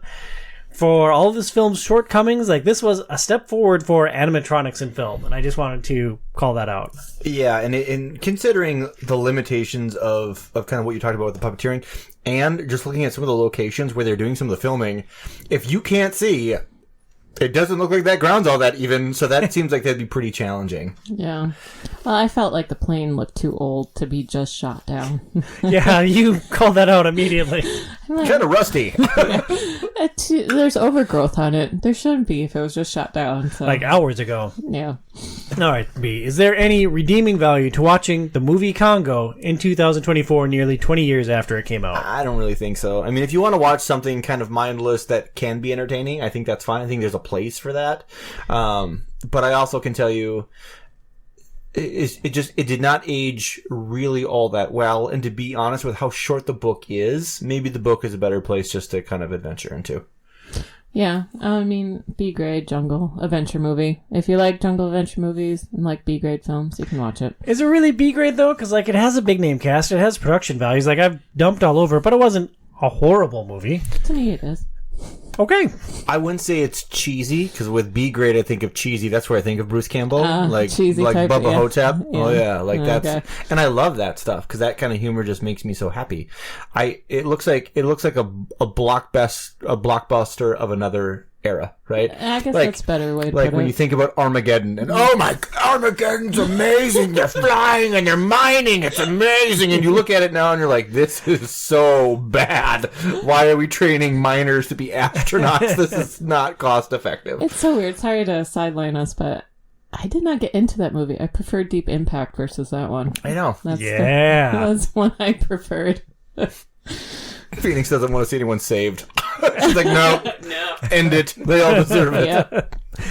Yeah. Regarding Congo, I'd say unless you care deeply about the evolution of animatronic in cinema, you could probably skip it at this day and age. Also, it's 30 years old, not 20. I know how math works. Next up, we're going to do Tom Awesome's Top 5. Yeah. It's time now for...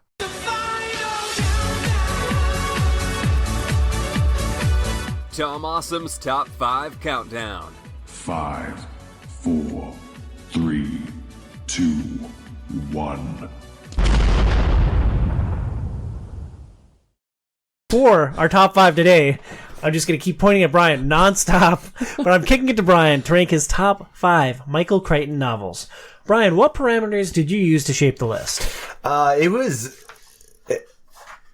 It took me some time to kind of figure out how I wanted to go about this. So, because he does have a lot of films to choose from, right? And, a lot of books. We've got, well, he's got books, he's got movies. I didn't want to choose just books that were turned into movies. He's got screenplay things that we didn't even take into consideration, but they're not a book, so that doesn't count. But like, there's a lot of different things that he has written, and he's got a lot of things that are very, very popular. And I didn't want popularity to be the thing. I wanted popularity, because there's books that I love of his that I know aren't as popular, but I want to kind of created a top 5 that was demonstrating what was important to his career and where was he like improving. Like we talked about before about his noir writing, and how you're like, oh man, this was bad. Like, at least he got better, but we're going to talk about like the spots where like he was really starting to get into his groove. Choices are, like I said, not by my favorites, which would heavily alter this list. But I think what we have here is a pretty encompassing of all of his kinds of work. Like we said, he's known as a techno thriller, and that is not everything he did. So at number 5, we're going to start with Timeline. Anyone in here read Timeline? Love the book. Yes, Phoenix. My favorite character. I mean, out of all of his book, my favorite character is in that book, Chris. Okay. I mean, his journey through that whole thing. And I guess with Michael Crichton, if I did the list, I guess I would have gone off of scenes that I remember from his books. And just Chris and his journey becoming this guy who, I don't know what you would describe him as, someone that was... food couldn't touch a certain way. Everything had to be particular for him. So he's a toddler. I'm not wording it right, but he really grows in the book, most than any character I've read in a lot of his books. But the scene where because it's a historical novel where people get transported back in time. Yep. And they talk about this explosive stuff. Oh, yeah. And if it gets wet, it explodes. And the scene, he gets caught in this closet. And the scene I remember the most, it's like he realized the bad guy is just filled with it. So he starts spitting on him to make it explode, and the guy's like, "What are you doing?" And he's just spitting, and then it catches on fire, and Chris just takes off running. He's like, Go, get away from here, and the whole thing explodes. So that's the thing. It's like a windmill or a grain house or a flour house or something. Yeah, something like that. Yeah. But it's just like, that's what Grain dust is one of the most explosive or flammable things on the planet. Oh yeah, we have the most explosive museum in the world right here in the Twin Cities. We have the gold medal flour company, I think it was. Top of their building detonated off in the early 1900s because of it. Yeah.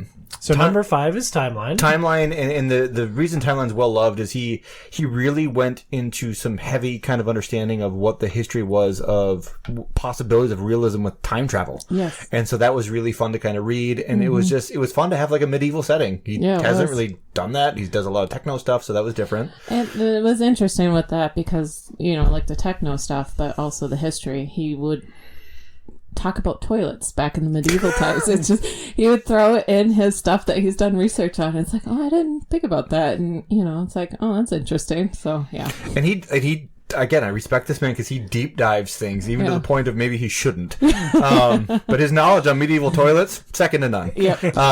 So Timeline was number 5, and there could have been other books there, but Timeline's just too fun. It's just a lot of fun. 4 is Congo. You love talking gorillas? Because I love talking gorillas. Congo, for me, it hits that lost continent feel, right? And the fact that my favorite author happened to do something within a genre that I deeply have an affinity for, it fits too well for me. And commercially, from a success standpoint, I think this is either right before or right after Sphere. So like he was hitting a groove at this point. And Congo is a book that I've read multiple times and I've enjoyed it multiple times. Following up is Sphere. Sphere is, if I had to pick a book that I thought that Phoenix would be in love with from this particular author, the Sphere would be the one. Sphere is an underwater adventure where there's a team of scientists that are sent down. Turns out there's a spaceship down there. And so they take 4 scientists from different disciplines and send them on this adventure to explore this thing. The main character is an older, overweight white man who should have never qualified to be at the bottom of the ocean. Psychologist. Yeah, because it's all hard math, and then this guy. Yep. Yeah. And that who's played by Dustin Hoffman in the movie. Yeah. And Sphere, he's really good about setting up interesting premises, right? That's the thing that Chrichton makes really good. So like there's a ship under the water, but what they realize is that ship has been under the water for a long time. Mm-hmm. And then what happens when they start to access this thing? We have the problem like we talked about before. Do we do this? Is this something we want? Should we be doing this? And the problems that come from it. Yeah. So Sphere was so good. I have an Andromeda Strain at 2. And I honestly, if this was my top 5, Andromeda Strain wouldn't even be in the top 5. Okay. But Andromeda Strain is what put him on the map. So what happened? Do you know what book number that was for him? Because Congo was number 7. Andromeda Strain probably was 2 or 3 because it's in the early 70s this got put out. And Andromeda Strain is he's a background as a medical doctor. Now he passed away. I want to say in the 2000s maybe due to cancer, but he was as an MD, like his grounded research really shows up in Andromeda Strain, and a lot of it is based on like current understanding of the wildfire protocols. Yep. How do we handle aggressive, virulent things? And it was written with a lot of realistic context, and there really wasn't anybody doing that at that time. And this is where he kind of put his first foot in the door. I dislike the ending of the book so deeply that I knowing how it ends, it's like Game of Thrones. Knowing how it ends ruins even the good parts for me, because it's not that mankind did anything. It's like random luck. Oh, it just stopped. And I think that's such so it's just like COVID. It's... Put a hashtag on COVID. COVID Michael Chrichton conspiracy. And let's see how this thing trends. And it was so dissatisfying that it just kind of ruined it. But I understand from honing his craft that it was really important and that it did really set him up for his future success, as well as finding the groove that he would further go on to kind of hit. 1 second before you go on, your thoughts on Andromeda Strain? I remember the opening. I loved the opening, and part of it super cool. I was reading, I'm like, did this really happen? I was just flipping through, like... Was he doing the citations again? Yes, it's like, did this happen?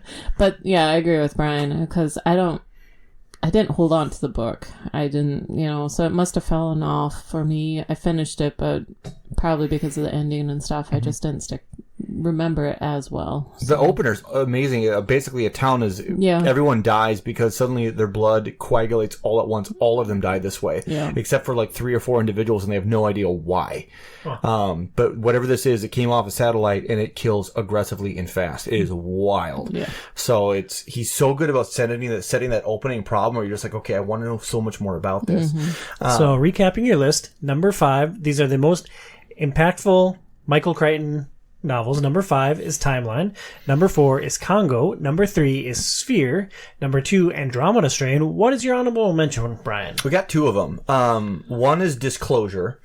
Disclosure is very different than his other works. Disclosure comes, it's really a book written, it's kind of like The Land of the Rising Sun. It comes from a high-end business corporate world, which is something that he enjoyed as well. But Disclosure is very interesting because Crichton, for whatever reason, he really liked to write about really strong women, and Disclosure was very unique because it is basically about a woman who is committing sexual harassment against a man in a corporate setting, and no one will believe him. She's young and gorgeous, and basically she rapes him, which is nuts, and how everyone is so biased against it, and it's like, well, these things don't happen, but what happens if it does? Mm-hmm. That was kind of the premise of it. Excellent movie too, with Demi Moore and Kirk Douglas. Yeah. The other honorable mention would be Eaters of the Dead. Now, if this is my top 5, Eaters of the Dead is probably 3. Eaters of the Dead is the movie 13th Warrior, for those of you that remember Antonio Banderas. Running around and adventuring back in the day. Basically, they encounter a group of adventurers, encounter cannibals, and how do they handle it. Super good book. It's actually a really short read. Nothing to do with technology in this one. This is just a kind of like a time and setting piece, but it's a fantastic book if you get a chance to read it really quick. And then number 1, I don't think this should really surprise anybody, Jurassic Park, and then by like connection to it, maybe World, but World is not as good as Jurassic Park. Park was extremely well done. Mm-hmm. His knowledge in medicine helped. How he made genetic history, how he made genetic technology sound much more maybe contemporary as to where we actually were in the timeline. The stuff he was talking about, obviously this is not where we were at the time, but we weren't that far off either. But Malcolm is really one of the first people, to go back to what Phoenix said, Malcolm's always talking about in the book, he's like, should we be doing this? He's like, we are doing things now because we can. And at what point do we have to question, should we be doing these things? And Malcolm is an amazingly wonderful character. Mm-hmm. Really, really well done. And again, of these the top 5, was Timeline ever made into a movie? Yes, unfortunately. Was it bad? Yeah, they had Paul Walker as the lead in the movie. Ugh. I can't remember who else was in it. Oh, this is like late 90s, early 2000s then? Yeah. Oh, that's gross. It might have been also,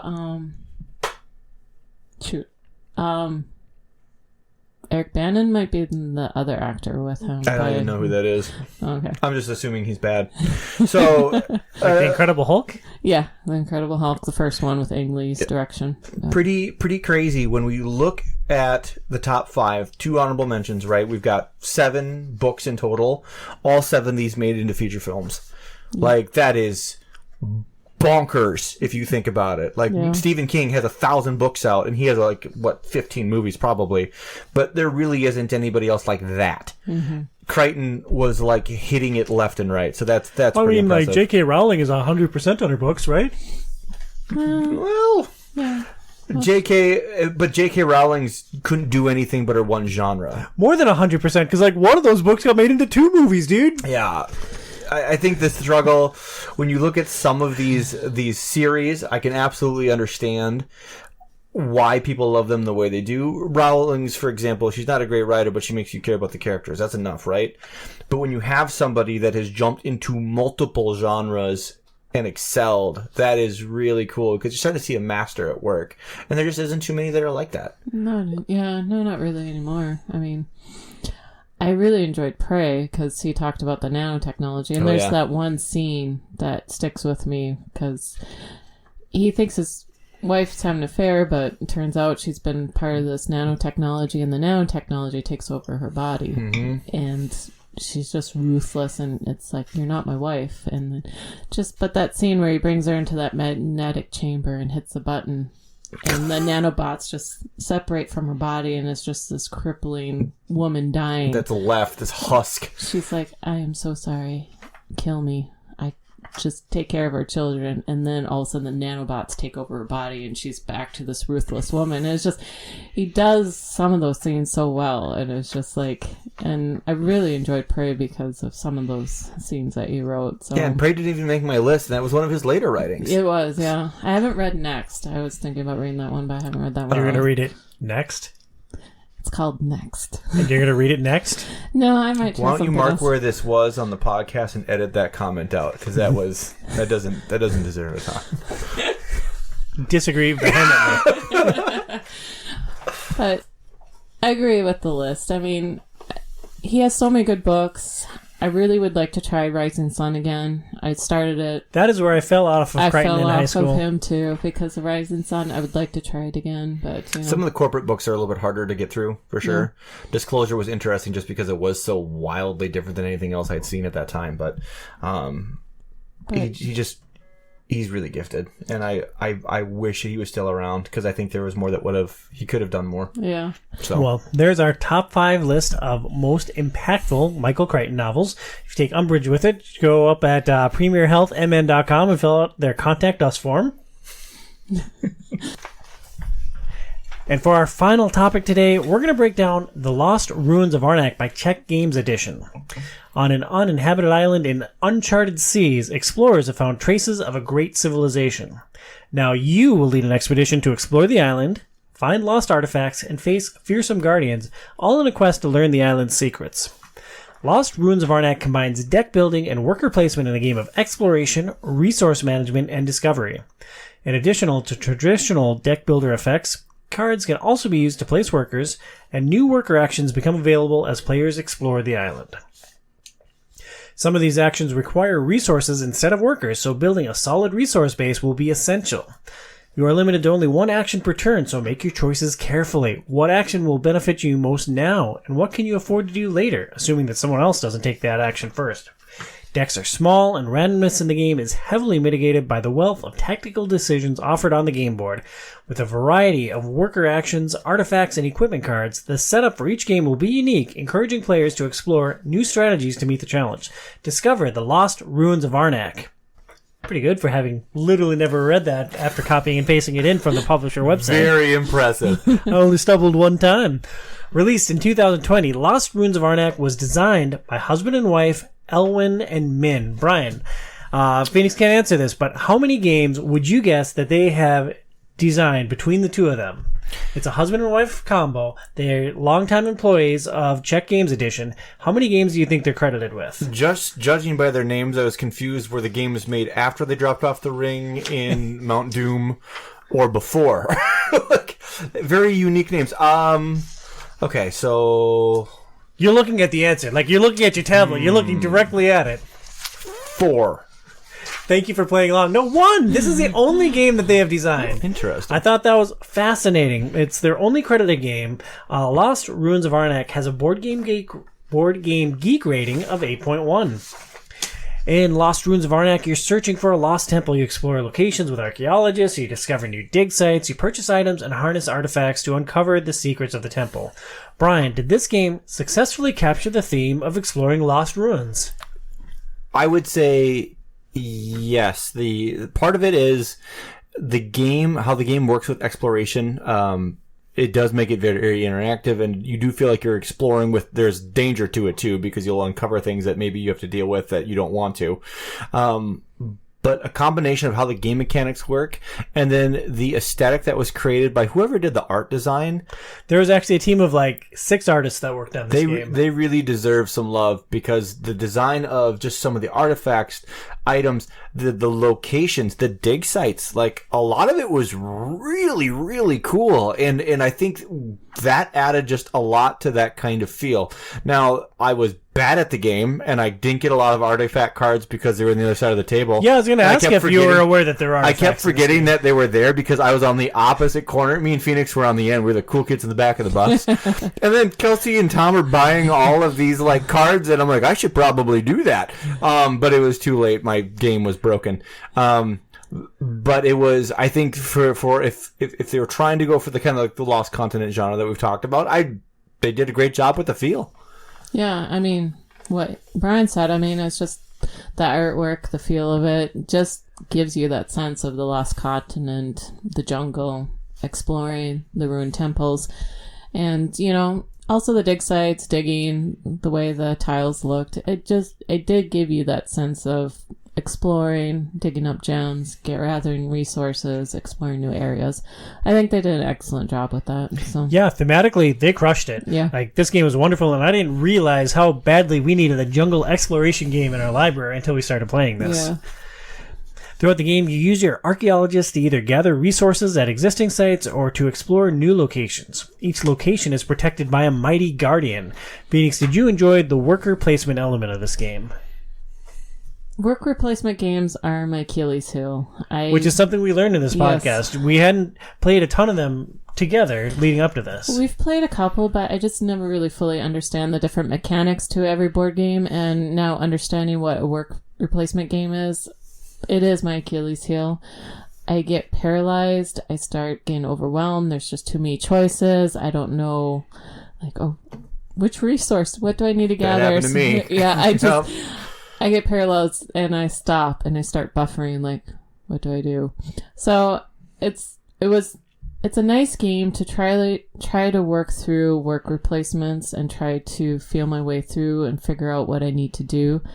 But I did find that I really struggle with making those snap decisions and making those synergy of resources like you can, like Kelsey can. You guys have the ability to just like, oh, this, and all of a sudden you guys had all these resources. It's like, did you just snap your fingers and they were there? It's just like, how did you do it? So I do find that I do struggle with worker placements, and, you know, I need to keep playing them to get comfortable. And you found yourself in a hole playing against me. We played this a number of times as 2 players, and we also played 2 4-player games with Brian and Kelsey. Did you feel like once you fell in a hole that there were mechanics in place to help you catch up or to make up that ground? No, I felt like there's no catch up. The one game that we played, I was like, I made a bad decision and then crap, I can't keep going up the research track and I'm stuck. I'm dead in the water. I have to pass and that's it. I'm done. So, yeah, it is a very, very tight game. Brian, what did you think of the worker placement mechanics and putting your archaeologists onto the board to accomplish different things? How do I want to put this? I can definitely see what Phoenix was talking about when you were talking about how there's so many options that it can kind of freeze you because you're like, I want to do these 4 things. Mm-hmm. And like, I want to do this, this, and this. How do I get to that? And sometimes you have to steal from Peter to pay Paul, right? Yeah. That's just kind of how that works. And I'll just make a point here. You only get 2 workers that you place. There are 2 workers that you get across your entire turn. There are 5 turns of the game. You get 2 workers per turn. You're getting a total of 10 worker placements in this game. And in our second game, so in our first game, I finished second. In our second game, I got blown out. And in that second game, I actually had my characters had unique attributes. We'll talk about that a little bit later on. There's an expansion that introduces leaders, and each leader has a specific thing that and I had to use a 3rd worker there, which was really actually quite powerful. But like the battle that I think I ran into with this stuff is just understanding, okay, like which areas of the board are the most important early on. And I think in the first game, I didn't really buy many items. I didn't do much like that. And it didn't really matter. I still finished really well. Second game, I did the same thing and kind of ignored the deck building aspect of it. And by the time that we got to turn 2, I was toast. It's not that you ignored the deck building. You just built your deck with fear cards, which gave you negative victory points. Yeah, and the fear cards, like it turned like all the stuff I kept doing was a byproduct. You get fear, and basically you only get a hand of 5, right? So for those of you that play other deck building games, like say Dominion, it's like a curse. But then what happens is it limits your ability to do anything. So by the time we were getting into late stages of the game, by dumb luck of how I shuffled my cards, I couldn't get my items, I couldn't get my artifacts. I just had hands where I couldn't do anything. You literally had one hand. You showed us. You had one like item card in your hand and 5 or 4 fear cards to go with it. And if I used that item card, it gave me a fear card. Perfect. It was keeping up with the theme. But that's why it's like it's fun to watch Tom, because Tom is like min-maxing. I can see that in his brain, like how he metas things. It's Casey will do that too, but Casey doesn't do it through just kind of like natural acquisition like Tom does. Casey researches. Kelsey is a computer, and it's super hard to play her in a lot of things. So if she's got exposed to it a couple of times, she will bury you because she just optimizes and she just quietly does it. Well, speaking of Kelsey burying people, she almost outscored the two of you combined in that second game. I think it's interesting how our brains work, because like Casey is a very smart person. Casey hosts one of our segments with us, and I love watching how Casey processes information, because he's got that big old brain, and like he likes to get all the data and he likes to sit and crunch it, where I can take a lot of data and like I can see this is what benefits me. I can make a snap decision based on the things that are presented in front of me. It's like, this is the most beneficial to me right now. I'm going to do this, and then we're going to react to that. Yep. Where I don't tend to run into paralysis by analysis all that often. It's like, here are the options. This is the most beneficial to me. Boom. Okay, what's the next suite of options? Yeah, you're talking about high int versus high wisdom. That's essentially what you're breaking down. You're high wisdom. Casey's high int. Huh. And the problem with, like, that's why I relate to Casey so much. I've said this a billion times. When I play games, I play like Casey does. Like, I get all the data I can. I watch 1,000 videos. I crunch it out, because like if I'm going to do this, I'm going to play this optimally. And then do you hold your controller on your head like Casey does, or that part I don't know. I think that there's something else at play with how Casey holds it. I'm looking forward to his crippling arthritis in his hands, though. But then, like with Kelsey's brain, just with, and this is one of the reasons I love my wife so much, Kelsey quietly will look at something, and then what she'll start to do is she starts to fit pieces together. She doesn't talk. There's really no bravado with her at all. If you poke the bear, she'll say some hurtful things to you if she feels like it, but usually you've deserved it at that point. But then what she does is it's this thing where you just see her getting more clean and more quick with her decision making, and by the time it gets back to her turn, bam, bam, bam, bam, and then it's just like, again, we were in round 2, and I was like, I'm already dead.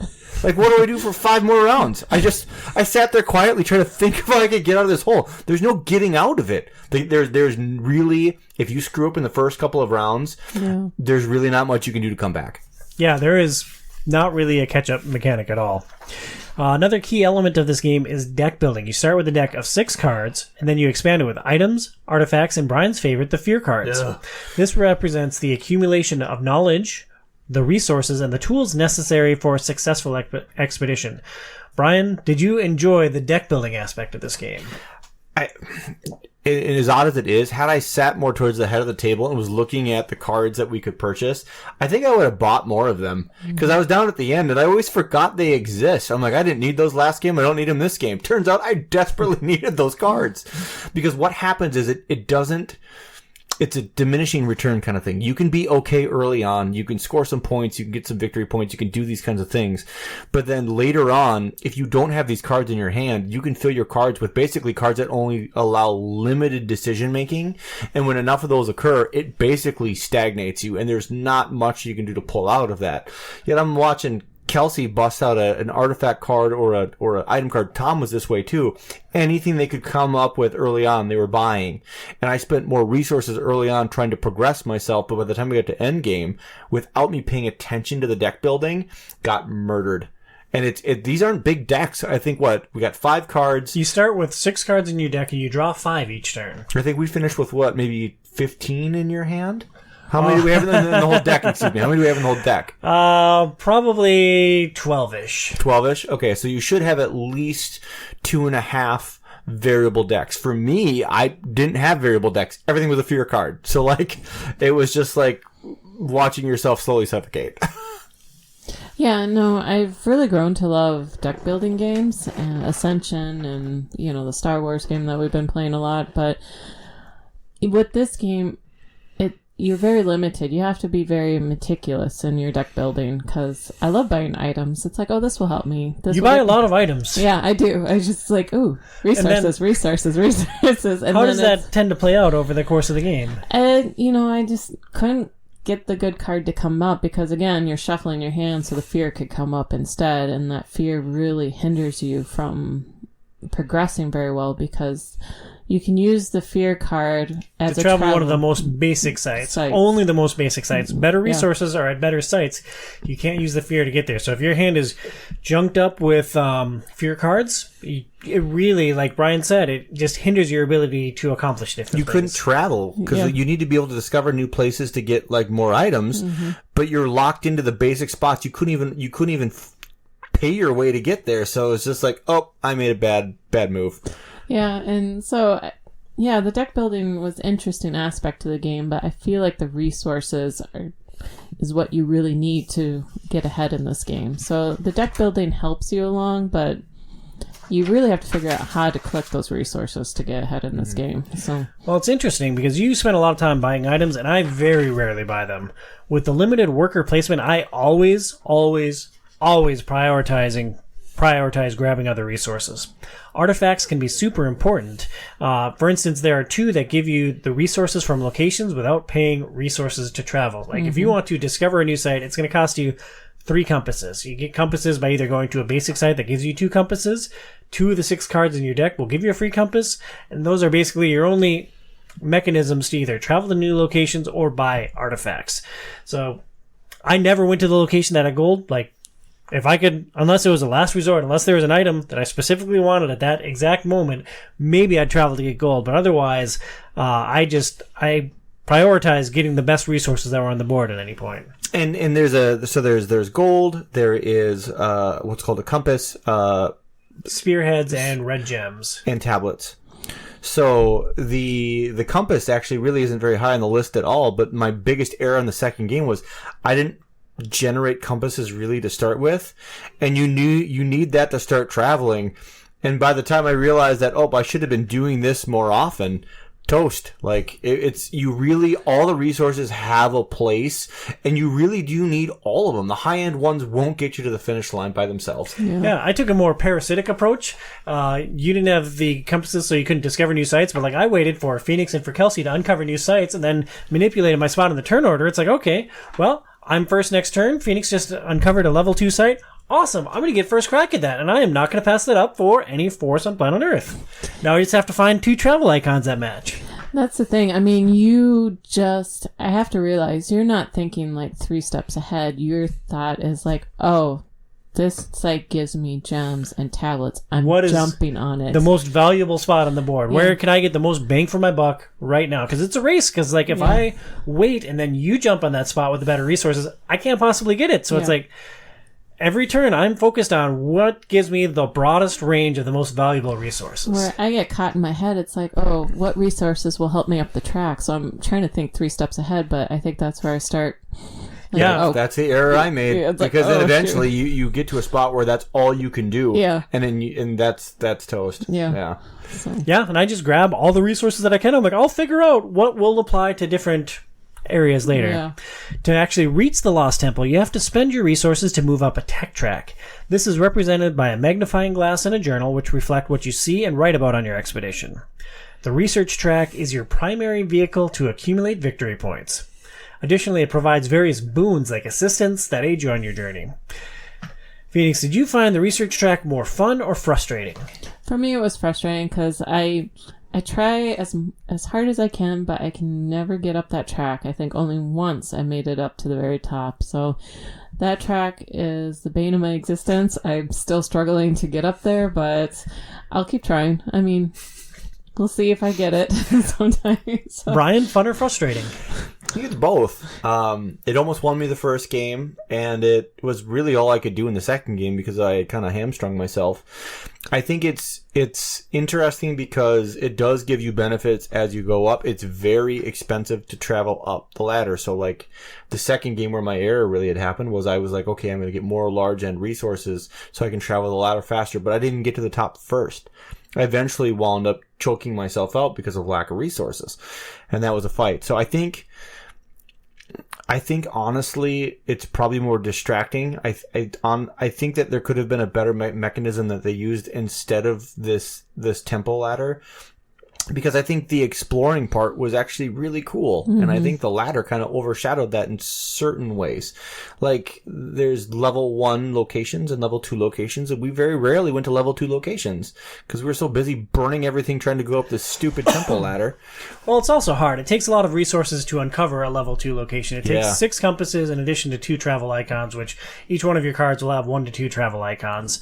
So it's hard to uncover those, and that's why I always put a premium on trying to get up there if somebody else uncovered it. It really is choosing one or the other most of the time. This is a resource intensive game, and you have to make sure that you're using them for the right moments. And when you don't, well, unfortunately, if somebody else makes a decision that's maybe better timing than your own, that's kind of all she wrote. Yeah.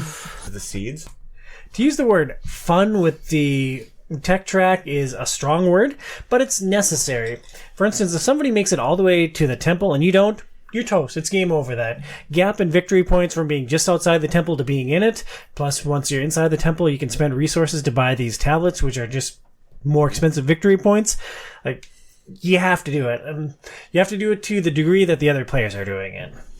Yeah, I mean, it's important because there's a lot of victory points at the end of it, because once you get to the top of the track, explore the temple, you can expend a whole bunch of resource points to get these little tablets. Like, if you have one of every other resource, basically, you can get 11 victory points. And a lot of our games were scores in the 60s, so that's like 10% of your victory points.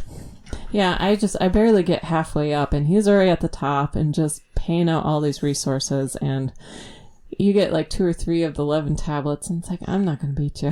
It's just like, but so it's super fun playing games with Tom, right? I love it, but I don't want you to feel like it's not a challenge for you. You're a worthy adversary, love. Okay. Phoenix, what strategies did you try, and what seemed most effective in Lost Ruins of Arnak? Like Brian touched on, I really enjoy discovering sites, flipping that tile over, and defeating guardians. I really enjoy that mechanic, and there have been several games where I went in, I'm like, I'm going to explore sites, I'm going to beat guardians, that's going to be my path to victory. Yeah. And then the game ends, and I have one idol, which means I explored one side. It's like, oh, well, that didn't work out the way I had planned. Yeah, no, I enjoyed that, and it was fun, but the problem is I spent a lot of my resources, and then it's like, oh, I'm stuck. I can't get up the research track, so. Well, yeah, it seems like such a trade-off. It's like you can pay these resources to kill a guardian, and you get 5 victory points for every guardian that you kill, and that's great, and each guardian gives you an additional boon. But, like, for me, that juice isn't worth the squeeze. Like, I want those resources to get up the tech track, and, like, if I have extra resources, okay, maybe then I'll try to land on top of a guardian to kill it. And something to note about these guardians, if you end the round, that's when everyone has chosen to, at this point, pass, nobody else is going to play, and then you are changing who becomes the first player. Mm-hmm. If you are on that spot without the guardian being defeated, that gives you a fear card. Yeah. So yes, you get some resources, but unless you kill the thing, you also are actually like digging yourself a slight hole. And I think our second game, we had like 2 rounds or 3 rounds when we're all playing together. Nobody killed anything. We just kept taking it on the chin because we were like, okay, I can't really afford to kill this thing right now because otherwise I can't pay my way up the track. Yeah. We actually learned what happens when you run out of fear cards. There's tokens, and those are -2 and those are all -1. Double. God. I mean, it makes it, I enjoyed digging for the site and killing the guardian, but again, you only have 2 archaeologists, so you're taking a chance by digging up the site because you don't know what kind of resource you're getting. So you're kind of 50-50 whether you blow your chance or not getting the resources you need by doing that. I don't mean to put words in your mouth here, Phoenix, but do you think that it is a detriment to the game that the thing that you like doing, exploring new locations and defeating guardians, doesn't seem to be a viable path to victory? Does that take away from the experience for you? At this point, it does make it harder for me to get more points to get up that research track. Because, I hate when games do that. Like, the one that I always use as an example is Deadwood. Deadwood has a mechanic where you can fight other cowboys, and, that is the most fun thing you can do in the game, but always cripples you and keeps you from winning. And I hate true. when you can't play a game the way you want and have a chance to win. Like, somehow convey that into victory.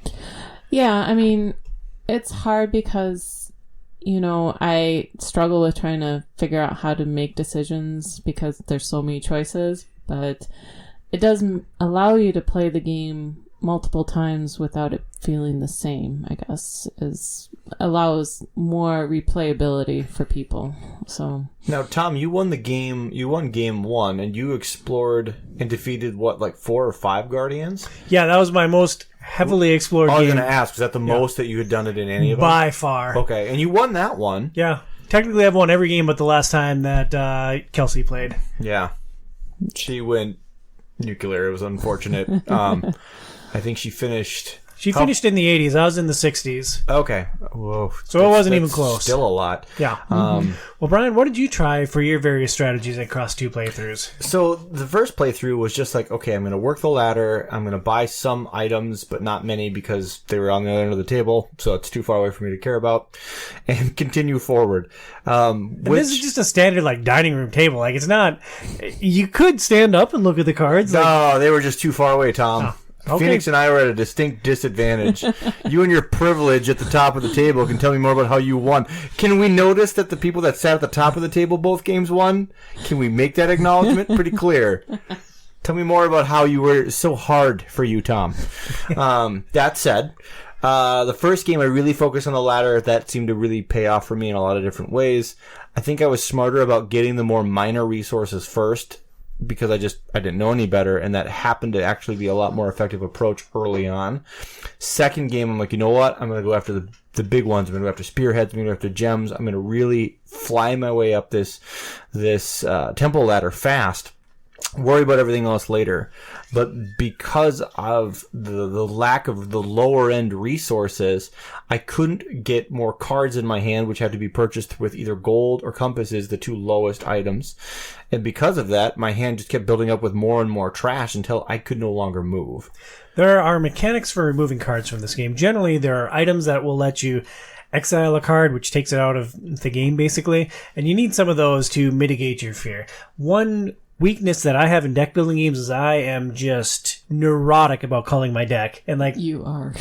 to a fault. You I are. want to get all the trash out, so just my good cards are coming up again and again and again and again. And like, I think I did a pretty good job in this game of balancing that neuroses of like, because I never like got money, so I could very rarely buy items. I had to be very, very selective in the items that I bought. There's an assistant that cull cards. I wound up with her a couple of times, but like, you need some form of mitigation for your fear cards. Yeah, your expansion character allowed you to mitigate it too, right? Yeah, my expansion character, his whole shtick was exiling fear cards, so I was just piling That them on worked the out game. really well. It worked out wellish. We talked about my main strategy earlier, like compile the best resources in the highest quantities possible. Like take the most valuable spot that you can on the board and then figure out how you're going to spend those resources. This game features 2 expansions. Expedition Leaders gives each player a character with unique abilities. It also includes 2 new temples or research tracks to explore. Phoenix, what stood out to you about the Leaders expansion and these new characters that we had to play? I enjoyed them because they added another layer of complexity. It allows you to have a unique ability. I like the Baroness because I gravitate towards buying items. Her shtick is all about buying items. She has a special card that when you buy an item, you can put it in your hand and play it again. So and generally, when you buy an item, it goes face down at the bottom of your deck. Yeah. So it'll come up your next turn, usually, unless you've got Brian's Fear deck compiled. yeah.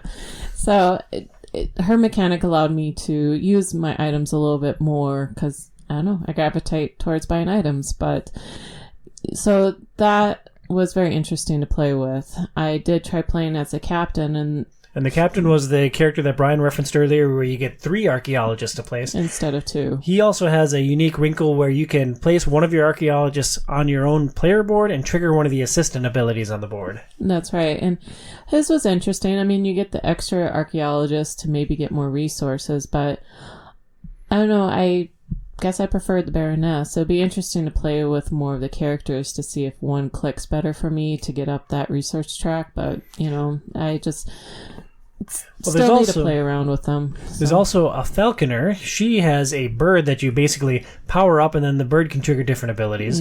Her starting cards, I think 3 of them will power up the bird. Anytime you defeat a guardian, generally they have a boon where you can flip the guardian and get a thing, whether it's exile a card, a specific resource, use it as a travel icon.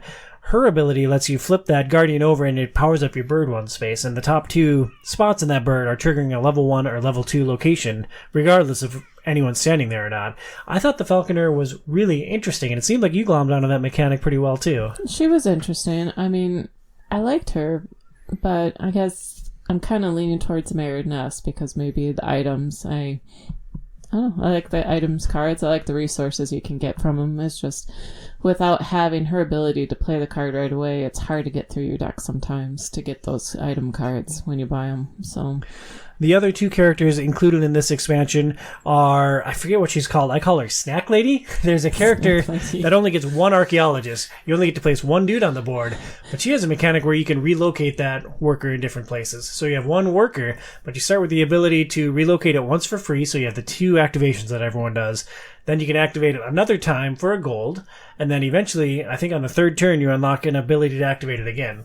So she only has 1 worker, but it bounces from site to site to site on the board. Well, that's super interesting. I was the captain, so I had 3 people to use for resources, which might have been my undoing. Because I'm like, okay, with 3 people, I can go after these big resources way faster than everybody else, and they're going to be dumb, and they're going to get resources slow. So I'm going to get fast.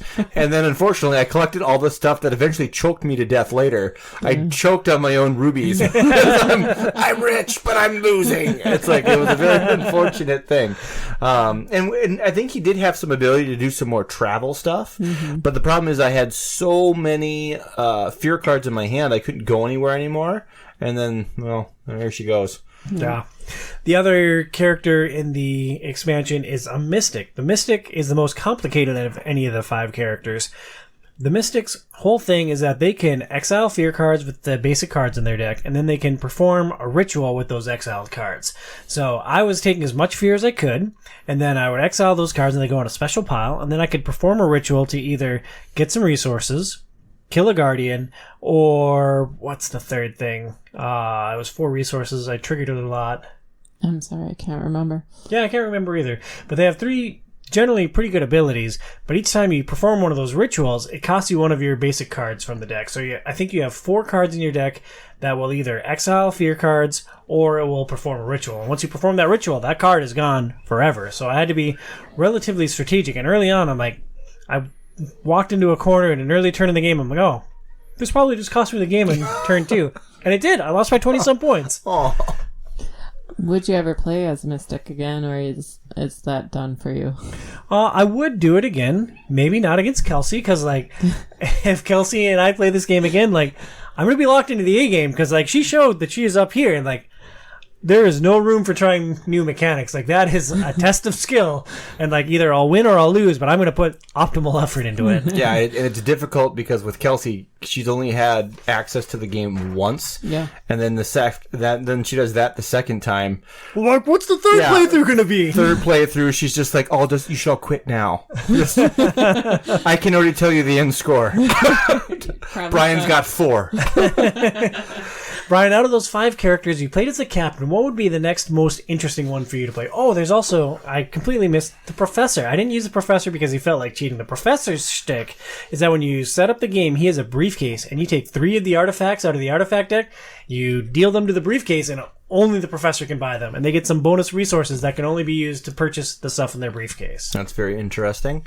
I think the falconer was pretty strong, but the baroness looks fun too. The mystic seemed like that seems like that'd be some more advanced thought to make sure that you're not hurting yourself with the mystic, because it seems like you could. You definitely need to invest in ways to exile those fear cards, because you draw your 5 cards like everyone else, and then you also draw a fear card every single turn. So they have a bigger pool, but you can perform at max 4 rituals. So you want fear, but you don't want too much fear. Yeah, you got to have that healthy balance between the two. I think the Falconer I liked with Kelsey's, but to be honest, that was a pretty basic thing where you could only use that maybe once or twice a game, their ability, because you're just charging it up per round, and it takes a bit. Well, per round, and then her basic cards will also potentially charge it. And every time you kill a Guardian, which kind of incentivizes you more to kill Guardians to power up your bird. I like the Baroness, though. I like having access to things right away, because it can be hard to know, hey, I'm going to throw this down here on the pile, and you got to wait on getting it. And then, to be honest, too, if you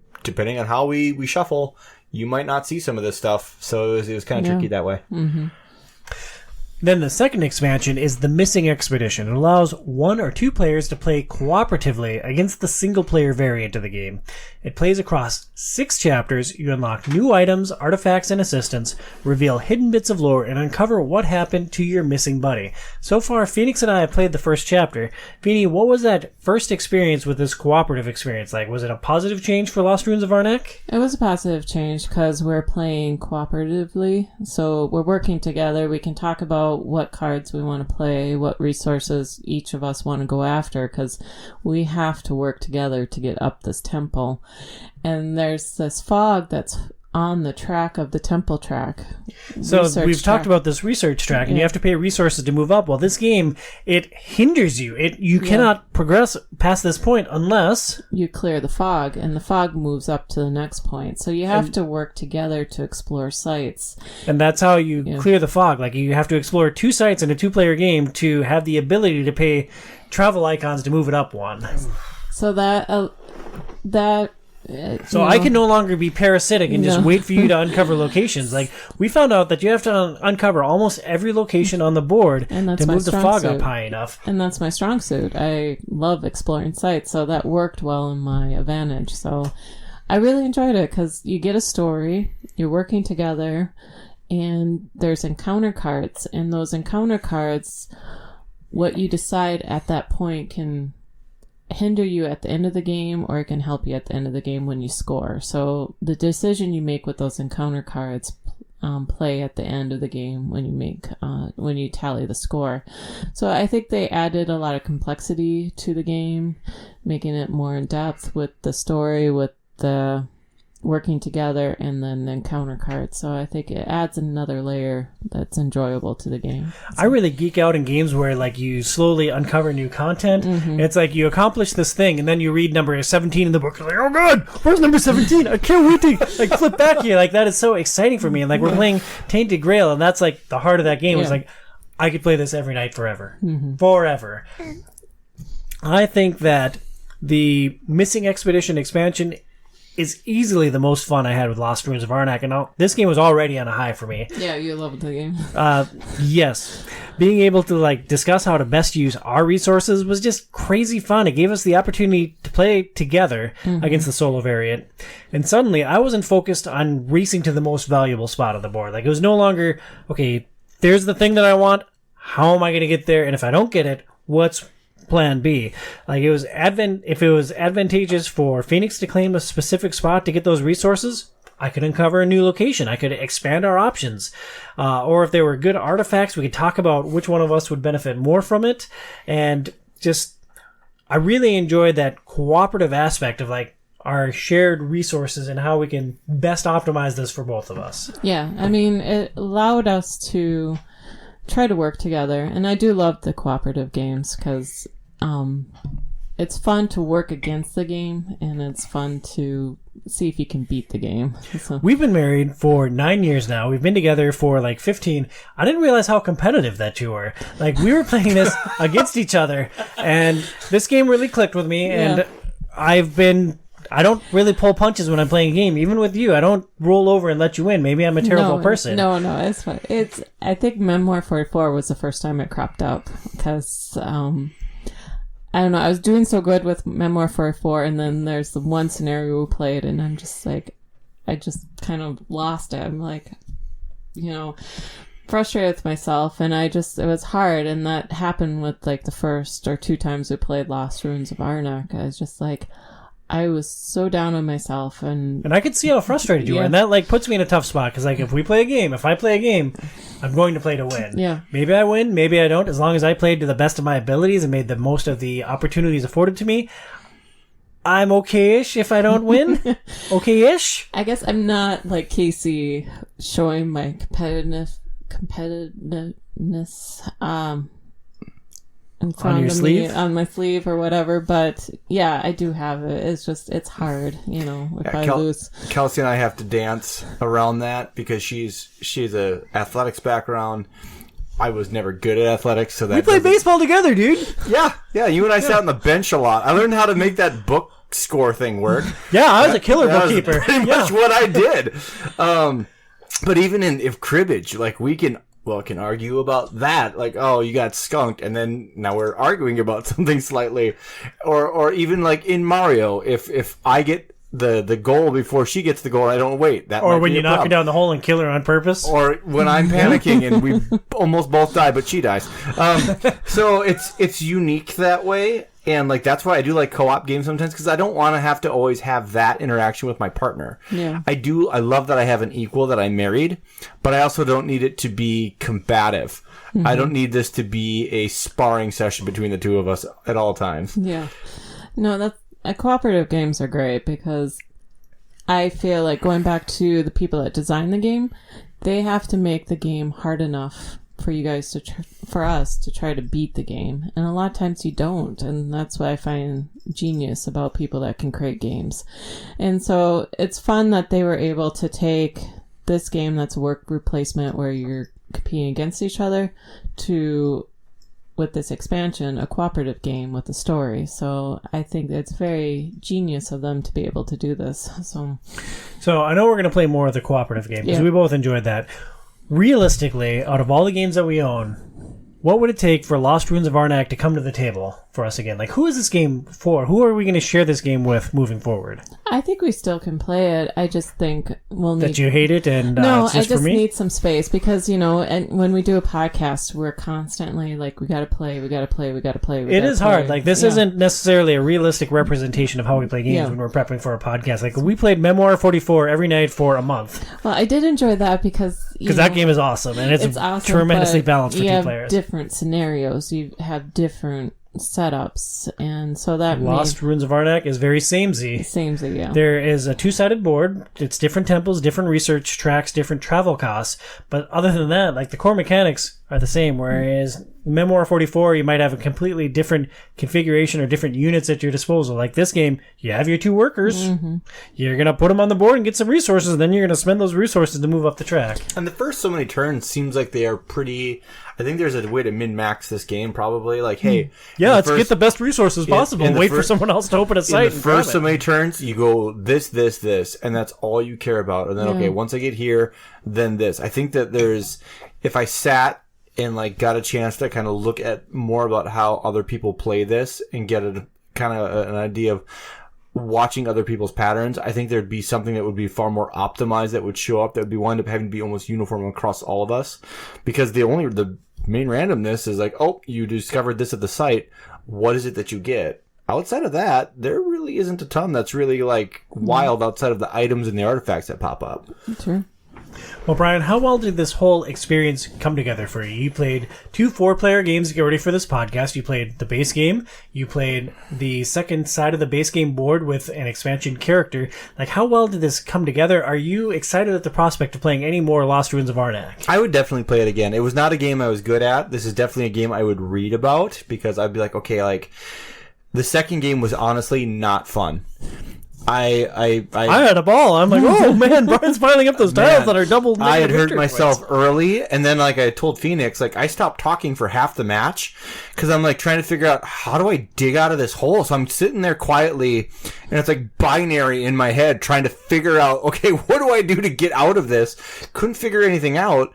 So I do enjoy games where we can be a little bit more social at the table and talk. I don't feel like this is a game that we can really do a lot of that with. I feel like people are really focused on their turns, and that's just fine.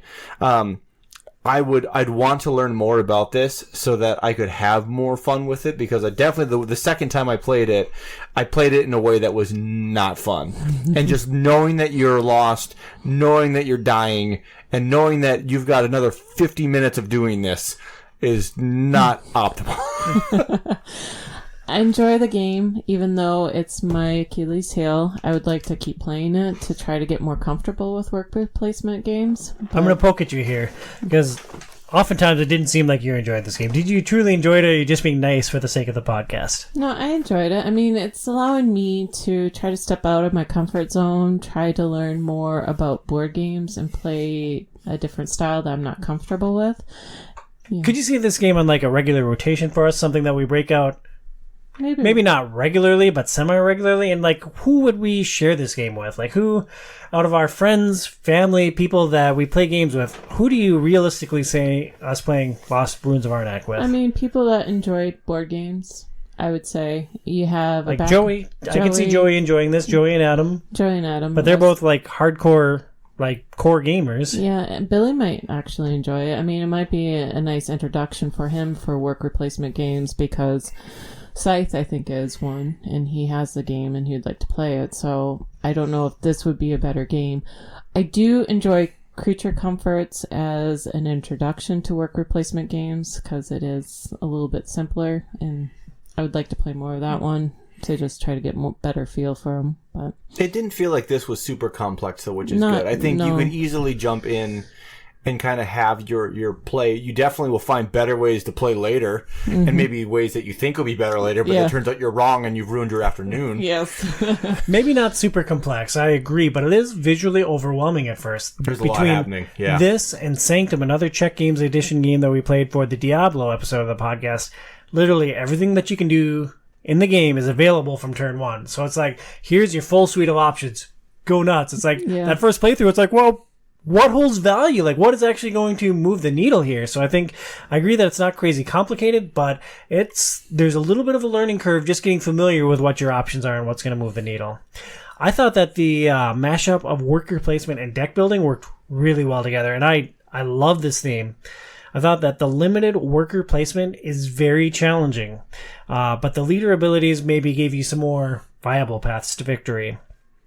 I hope that we get it to the table soon, but like we were just talking about, I don't know who I'd recommend this game to. Like a casual couple coming over, like no, not, no. Like you need someone that's got at least some familiarity with worker placement games. Like if you haven't played Catan or something of the ilk, like you're going to struggle with this. Yeah. Not even Catan. That was a terrible comment. I also think, and I do my best to try to, I will go out of my way not to compliment you. Like that is a key tenet to my life, is try to avoid raising your dangerously high self-esteem. But I'm actually critically very insecure person. Yeah. Oh, good. I'll use that later. I know you will. You were really good about instructions, really good about describing, hey, here's how we play this, here's how we understand it, here's how we go. And having you break that down for us probably softened the blow as we started going on the game. And obviously you had to have multiple playthroughs to develop that kind of understanding of what we can and can't do. No, I pretty much nailed it on game one. But it was remarkably helpful to have you break that down in the way that you do. Man, if you're reading this from the instructions, this would be a tough go. Yeah. I want to close on this anecdote with Lost Ruins of Arnak. It was awesome playing with Kelsey and watching the game click for her the second time. I truly believe that there's a board game for everyone. Like any person on planet Earth, there's a board game that would fit within their interests. Scott Bullard. You're telling me Scott Bullard. There's a board game for Scott Bullard. I have 10 board games in my collection that would be perfect for Scott. I don't necessarily know what they are off the top of my head, but if Scott came over here, we'd pull things out. We'd try different mechanics. We would find a board game that Scott loves, and that's exactly what it's going for. I love playing board game matchmaker, and it's so satisfying for me to see like the mechanics click with someone, to see how Kelsey crushed us. A little salty about losing. I hate losing by 20 points. I hate not being competitive. But to watch how she dominated that second game, it's like, oh, this is awesome. Like these mechanics click with her, and that is incredibly satisfying for me. Yeah, and it's like when you recommend a book or a TV show to someone and you hope they like it, and it turns out they love it like you do, and it's something you can bond over, and that's kind of a neat thing, right? It is, yeah. It's when someone digs what you dig, you're like, oh yeah. That's why kids are great for the most part, right? They're like all your stuff. Yeah, you like Ninja Turtles? I like Ninja Turtles. Daddy, We're look at best this thing over here. friends. No, Daddy doesn't like that. Daddy likes this. Look at this. Yeah, this is better. Look, yeah, that's smelly. Look, this is better. Parenthood's great. Yeah, well, life is great. That's going to do it on our Lost Temple show. Next month, Pat, John, and I are going to break down Starship Troopers. We're discussing the book by Robert E. Heinlein. We're revisiting the movie franchise, which I am so excited for. And then we're going to discuss the new RTS Starship Troopers Terran Command.